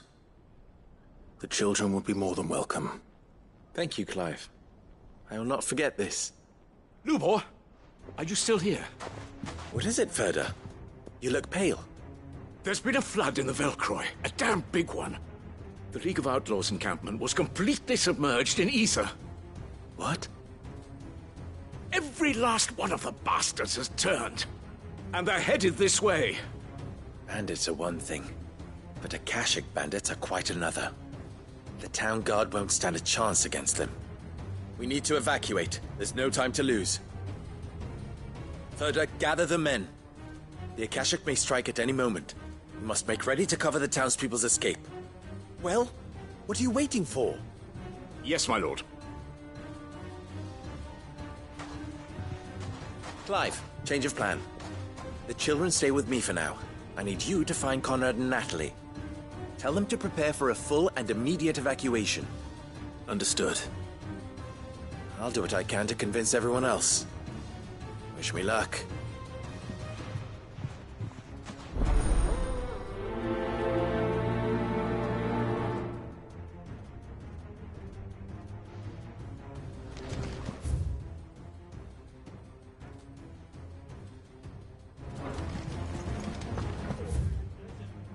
What's an You have to listen to me. They're coming. Why do they always have to make such a...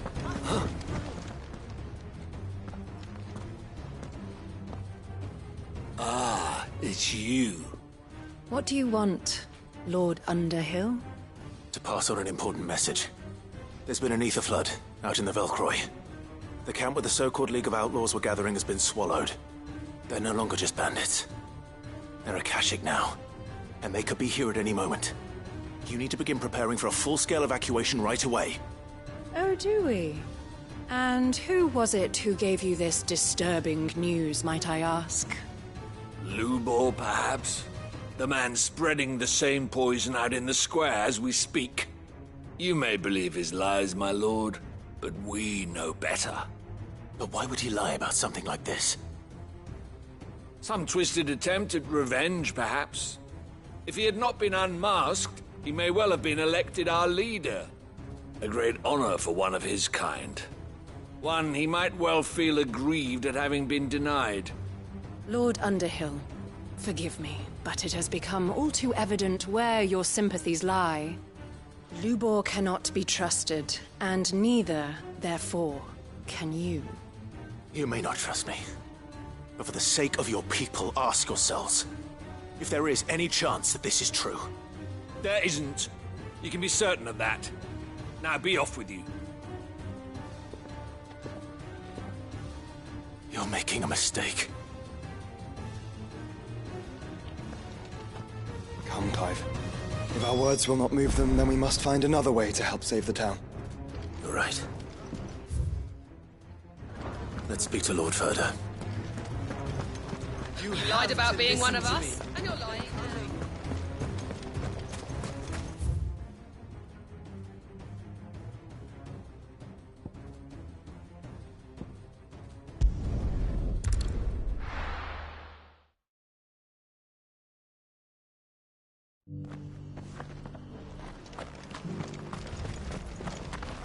Welcome, welcome.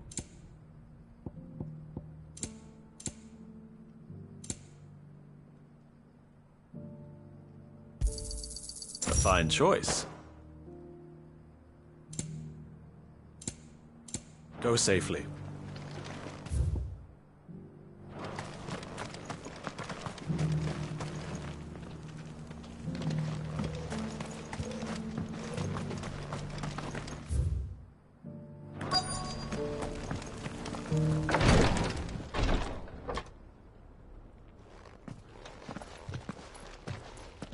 Your Grace, my lord, I trust your journey was not overly onerous.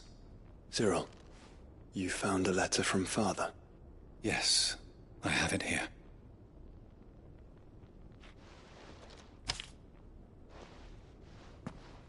If you would do us the honor, my lord.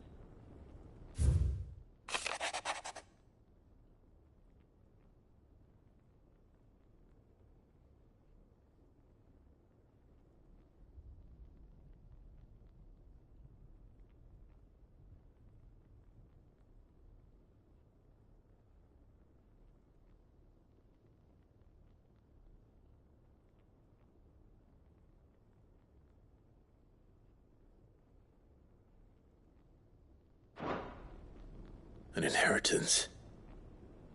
It would seem the late Archduke penned this missive shortly before his passing. The day before we left for Phoenix Gate. What are these plans he spoke of? His plans for the duchy, Your Grace. Your father entrusted them to my predecessor, the former bearer of the Burning Quill, who entrusted them in turn to me. The complete emancipation of bearers is their stated aim. But your father's dream did not end there. His Grace also spoke of building hospices to care for those stricken by the curse, and the founding of a new university to further the development of non-magical technologies. With the blight spreading ever more widely across the Twins, Archduke Elwyn saw this as the only means of securing Rosaria's survival. He wished to see men and bearers treated as equals. To see centuries of common wisdom overturned. Small wonder he did not think it achievable within his lifetime. But he thought it achievable nonetheless. Had he not, he would never have written this message. Nor would he have entrusted his vision to his most faithful aides. Those who would have stood with you, shielded you from the machinations of the less benevolent personages at court. It's a pity only they are still with us. 'Tis true that those most loyal to your father were the first to suffer the Duchess's wrath. But one at least remains, and she has come bearing gifts. What do you mean? Mayhap it is better that she explain, my lord. After all, the duties entrusted to me by my predecessor extended only to recovering His Grace's will and arranging a meeting with the one who might execute it, or a part of it, at least. And where is this woman? She awaits you in the archive, Your Grace. Thank you, Cyril. Shall we then?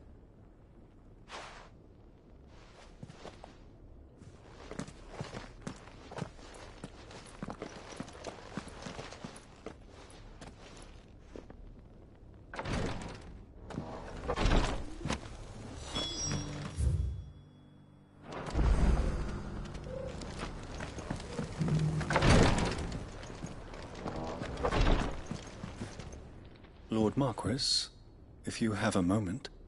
What is it, Cyril?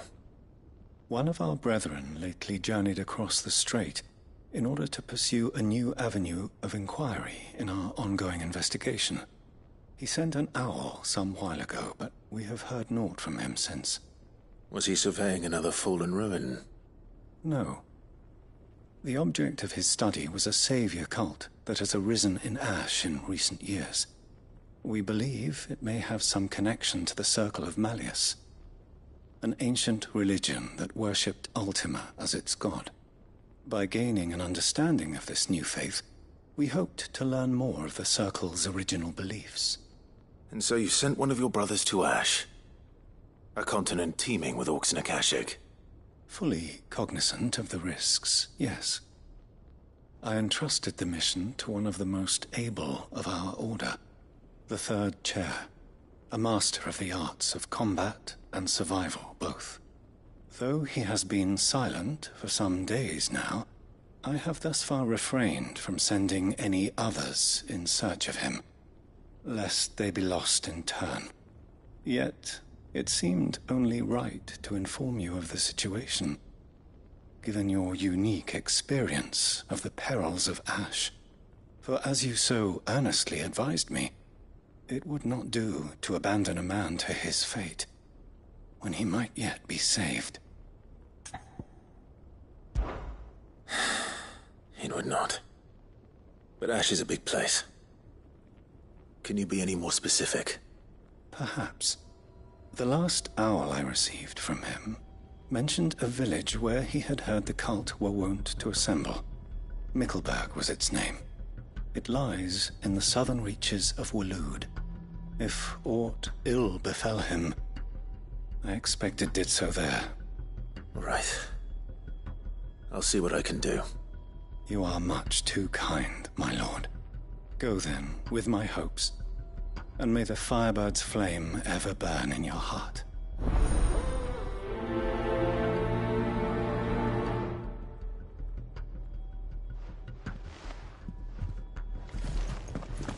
If this new faith really is an offshoot of the Circle of Malleus...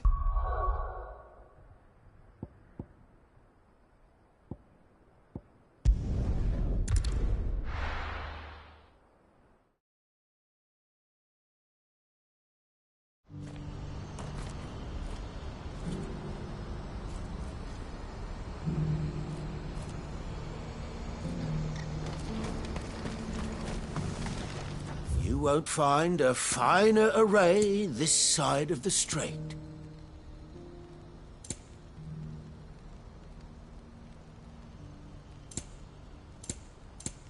Farewell.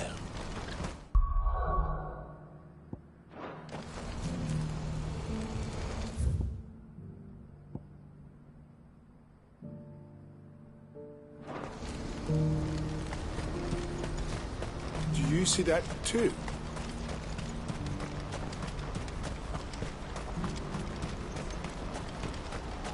Papa? What is it? Please. I'm scared.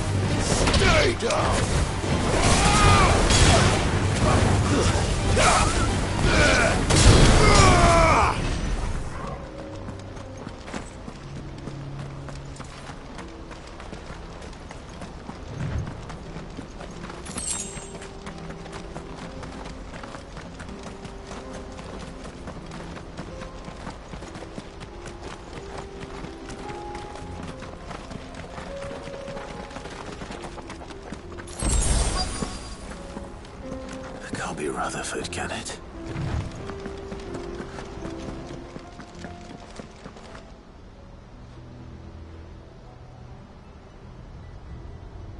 Turncoats and cowards, the lot of you! If it's a fight you want, it's a fight you shall have! Allow me. I don't need your... Please, Field Marshal. Oblige him. This won't take long. You're right. It won't. Men, finish him.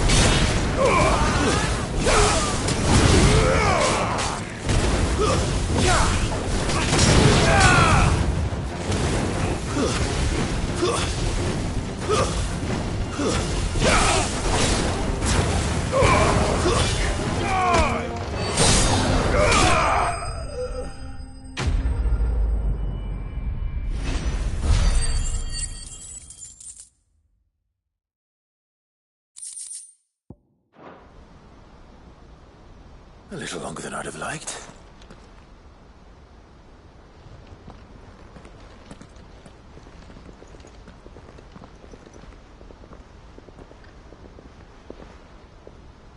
Field Marshal Havel, I presume. Are either of you injured? No, my lord. You arrived just as our escort turned on us. Fucking traitors! I'd heard reports of soldiers in the outlying regions abandoning the oaths they swore. But I hadn't thought the corruption had reached so close to the heart of the Republic. It's a fucking disgrace. Your interfering old bastard of an uncle tried to warn me, of course. My lord Marquis. Or is Sid the Outlaw more to your liking? Call me what you want. It doesn't change who I am. Or the urgency of the message I bring. My uncle has a plan to right the realm, and he needs your help to see it through. Before I agree to anything, I'd have you answer one question. What do you stand to gain from all this? I won't deny that I might benefit from further chaos. But I seek a new beginning for all of us. And while the choices I've made may not always have been the right ones, I know I made them for the right reasons. For so long, so many of us have been told how we could live, how we could die, when it should have been our decision all along. Now, we have a chance to put things right. But in order to take it, we must stand together. Even if it be beside those with whom we don't see eye to eye.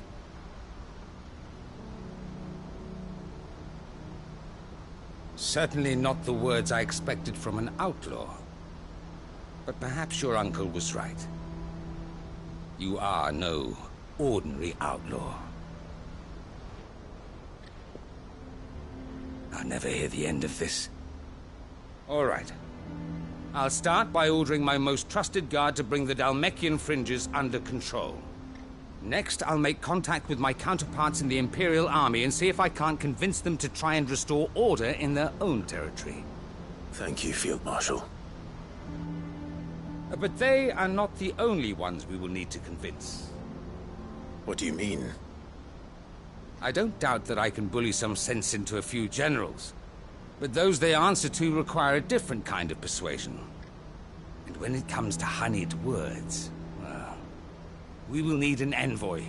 One who can court even the most stubborn of statesmen. You, perhaps? I'm flattered.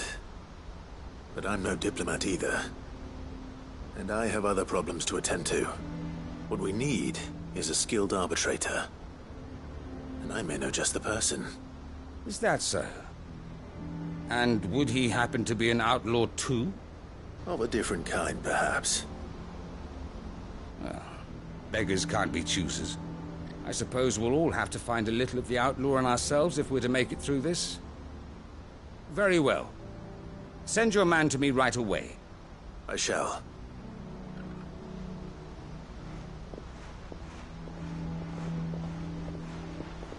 My Lord Marquis. Your Lord Uncle bade me escort the Field Marshal to his manor in Port Isolde. And I will see that my associate joins you there.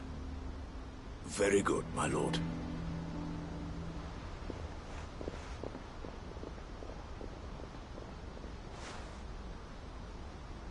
Huh. An envoy. I'm not sure I'm the man to talk anyone round. I can barely convince my brother to take his medicine. No. This is a job for someone with experience. Someone like Quentin. I hope I can convince him at least.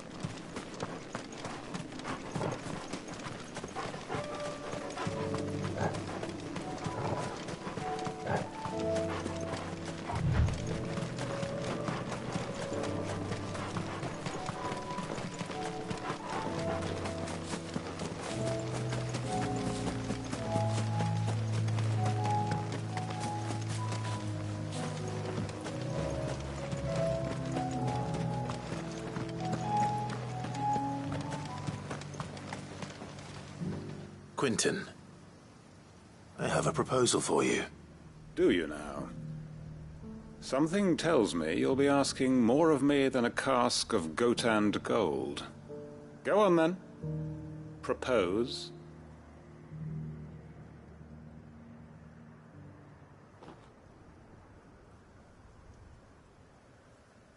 You'd have me convince the chiefs and chamberlains of the realm that they should simply swallow their pride and do the one thing that has proved impossible for thousands of years.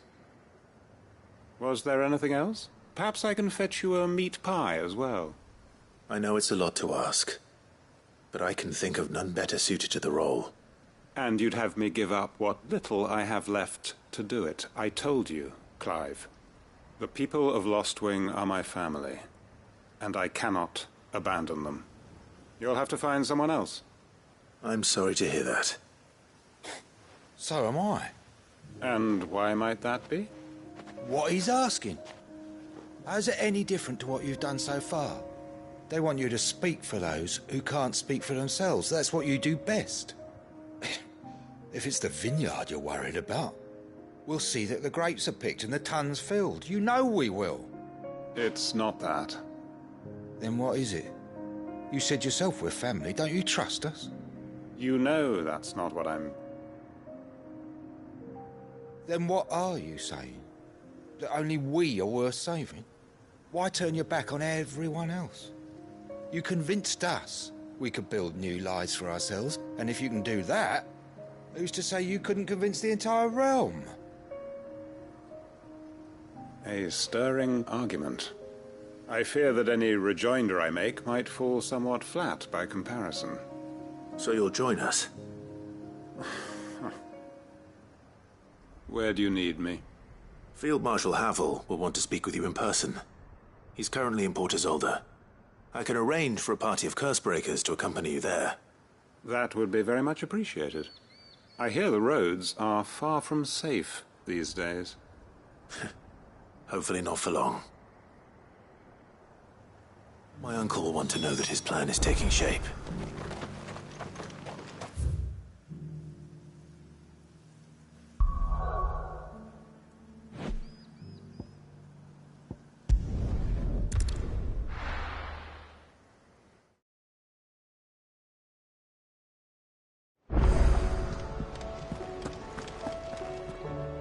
Uncle, I bring good news. The Field Marshal has agreed to your plan.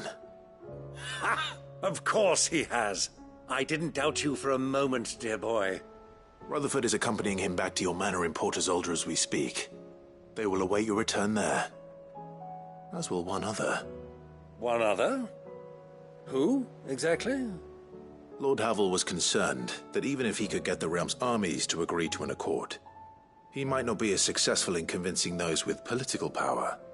He asked if I might have a solution, and I suggested a certain Imperial Lord Magistrate turned Liberator. One of your co-conspirators? Master Quinton would probably call me one of his, but yes. Another outlaw, then. Just the thing we need to put these rotten politicos in their places. Good thinking, Clive. I'm glad you approve. The more the merrier, eh? Uncle, assuming Havel and Quinton can solve our problem with the armies, you still haven't mentioned how we might manage the grain shortages. Oh, don't you worry, my boy. The 7 high houses will be seeing to that. They have all agreed to make the most generous of donations. Oh, of course, it did take a little persuasion, but luckily I had some unexpected help. From who? Why, you, my boy.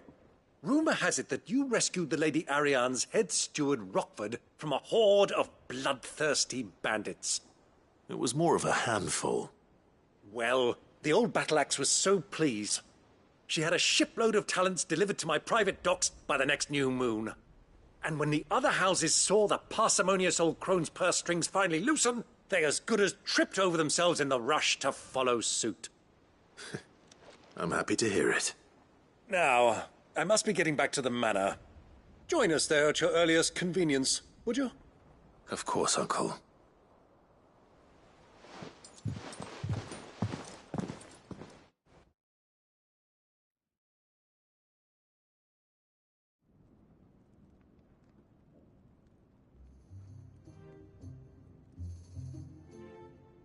And how, pray tell, will we get that grain to the capital if the roads are still overrun with Akashic?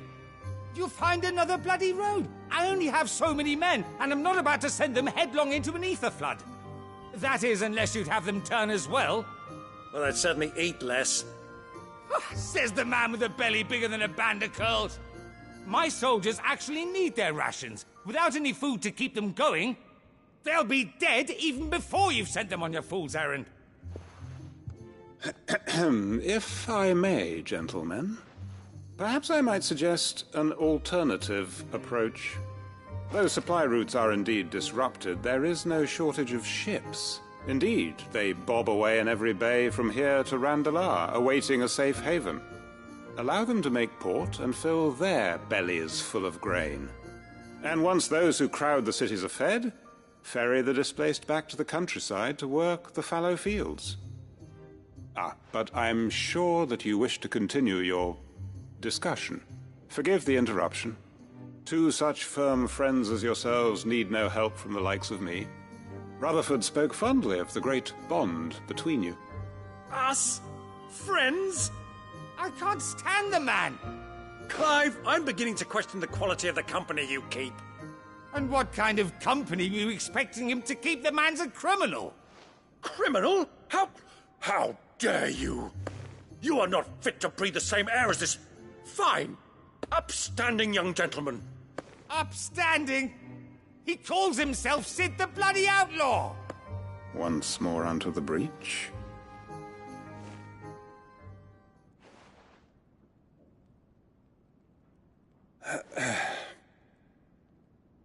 Shall we begin again?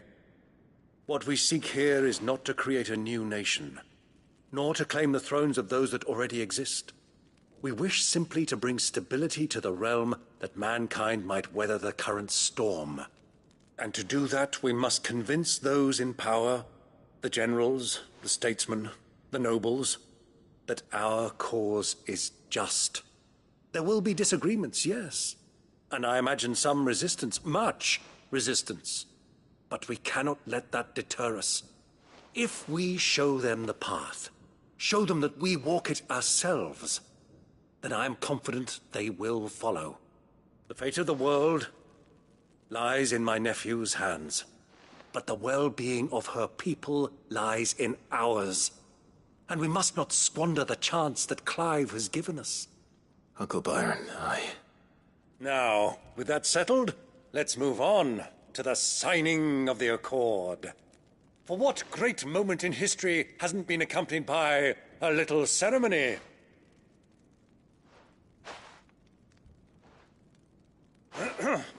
Citizens of Valisthea, I present to you the Triunity. Rutherford, Mike Will.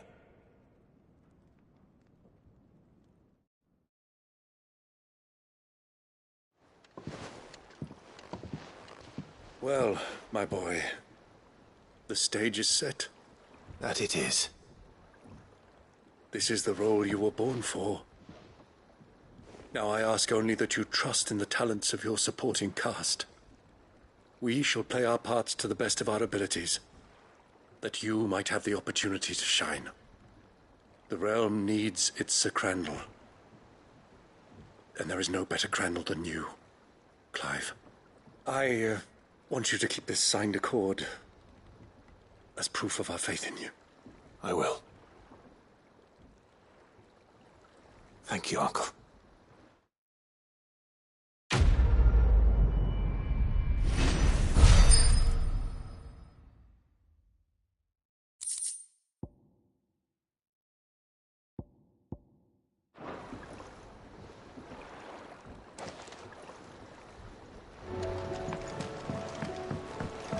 What do you think that thing is?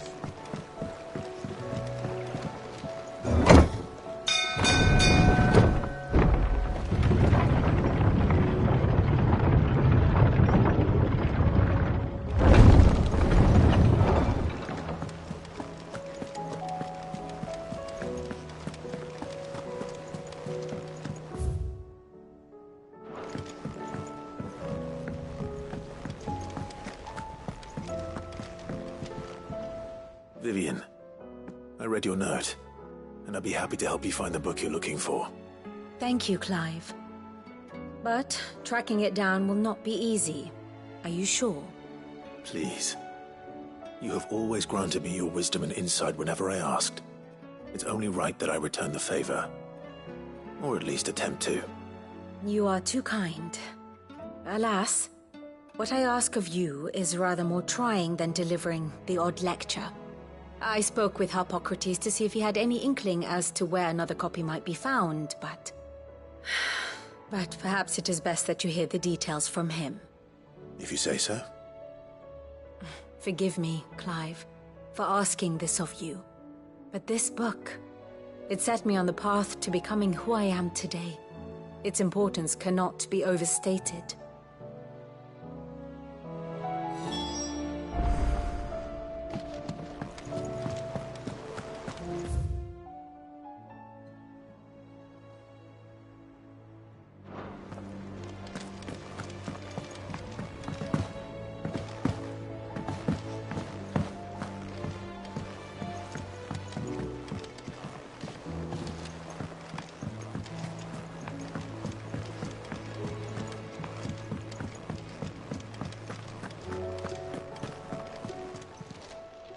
Still alive, are you?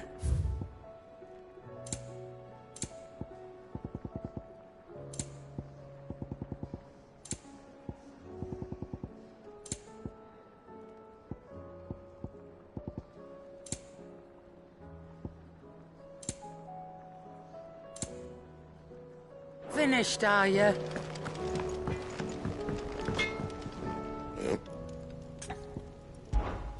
What do you want?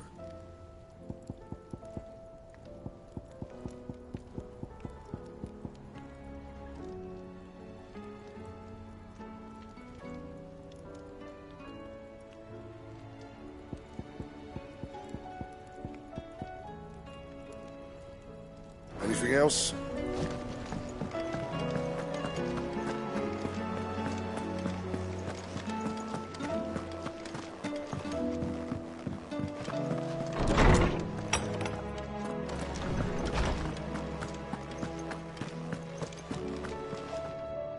Ah, Clive, my boy.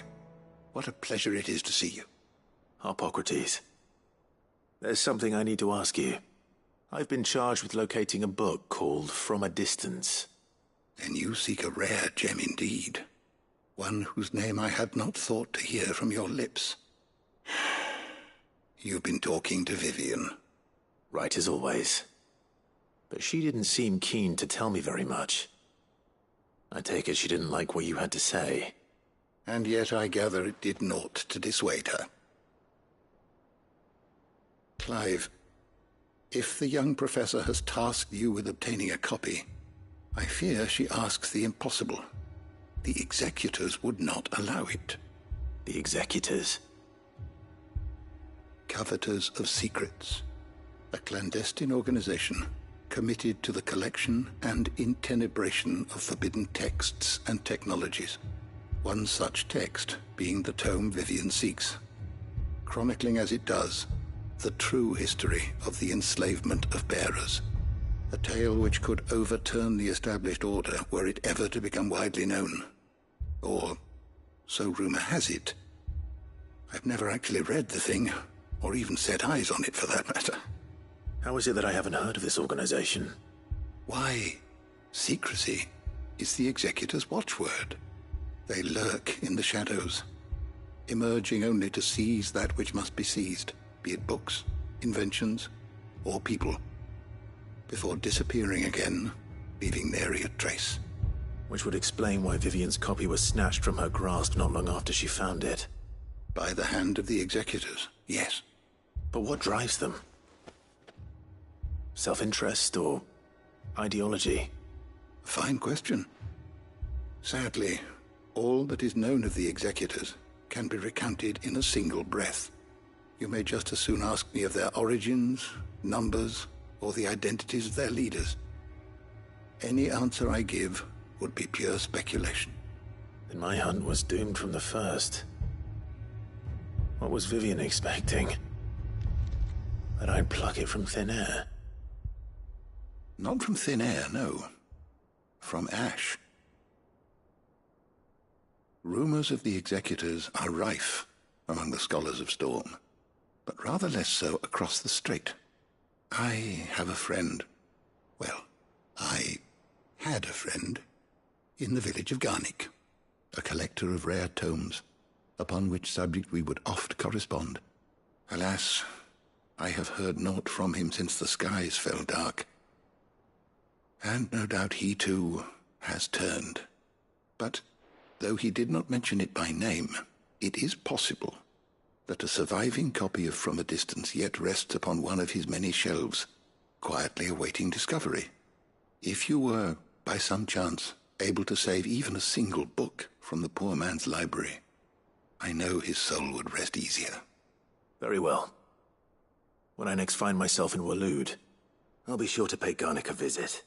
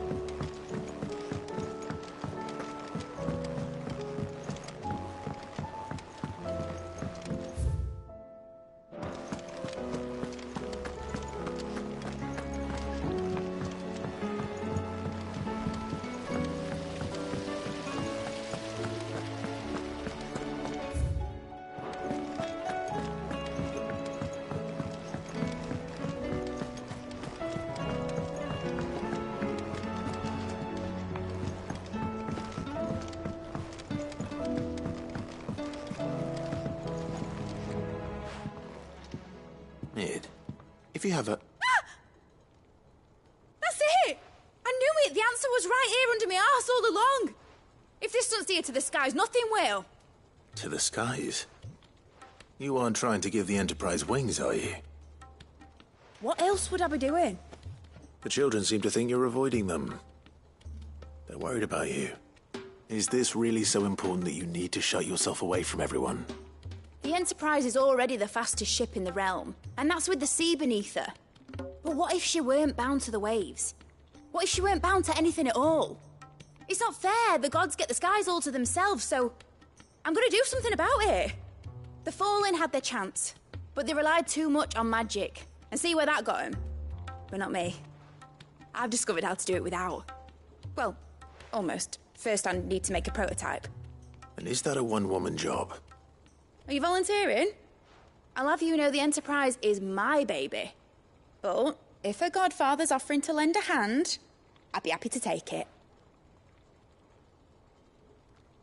First, I'll need oil, and not just some old drippings from Miss Molly's spits in the Tub and Crown.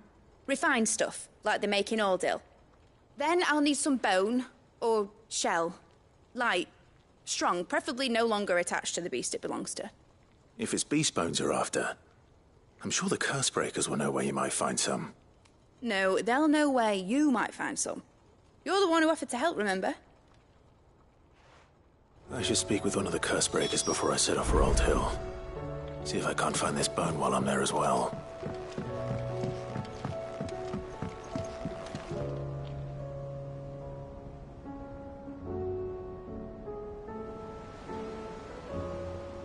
Has Midadol mentioned a new project?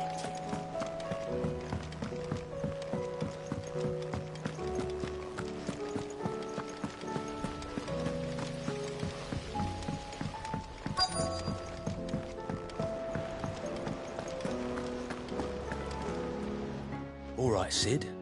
Come to buy us around, have you? Only if you earn it. Mid needs a piece of light but durable bone for her next project. You've encountered your share of beasts on your travels across the realm. Any ideas? Most bones are the same. Whack 'em hard enough and they'll break. If it's durability you're looking for, shell will serve you better. You know what an adamantus is? I do. And I know to give them a wide berth. Will any old adamantus do? Well, with shells, the older the harder. There's a rumour of an ancient adamantus down in Karava, near Old Bidza, or what's left of the village anyway.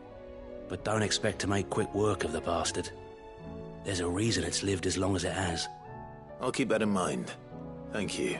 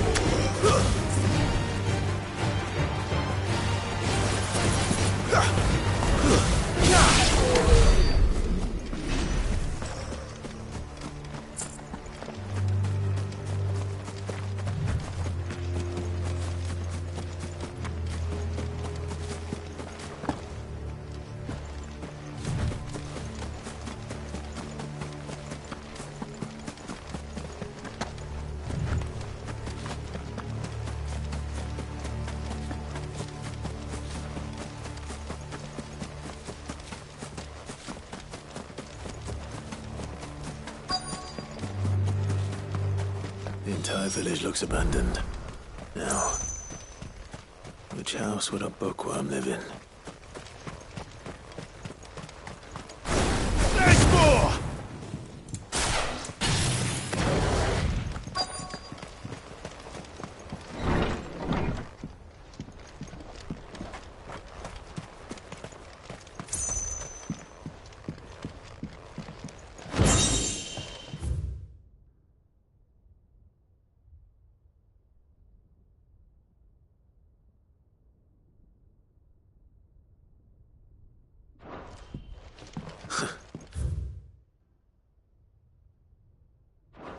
His interests were certainly varied.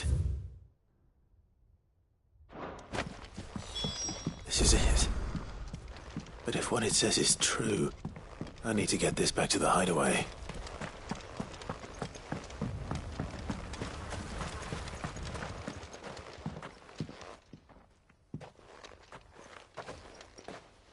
Leaving so soon, stranger? We've been watching you. From a distance, so to speak. Subtle. I know who you are. Then we need not waste time on introductions. Hand me the book. Leave it in our care and return to your life. Your care? Do you mean to burn it, or bury it? That is not my decision to make. But by one means or another, its contents shall be removed from the common record. Then I'll have to politely refuse. I won't let you erase our history.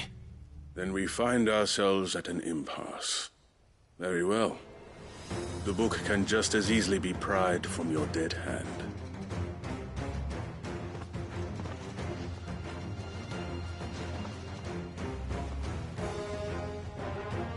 Let's see, shall we?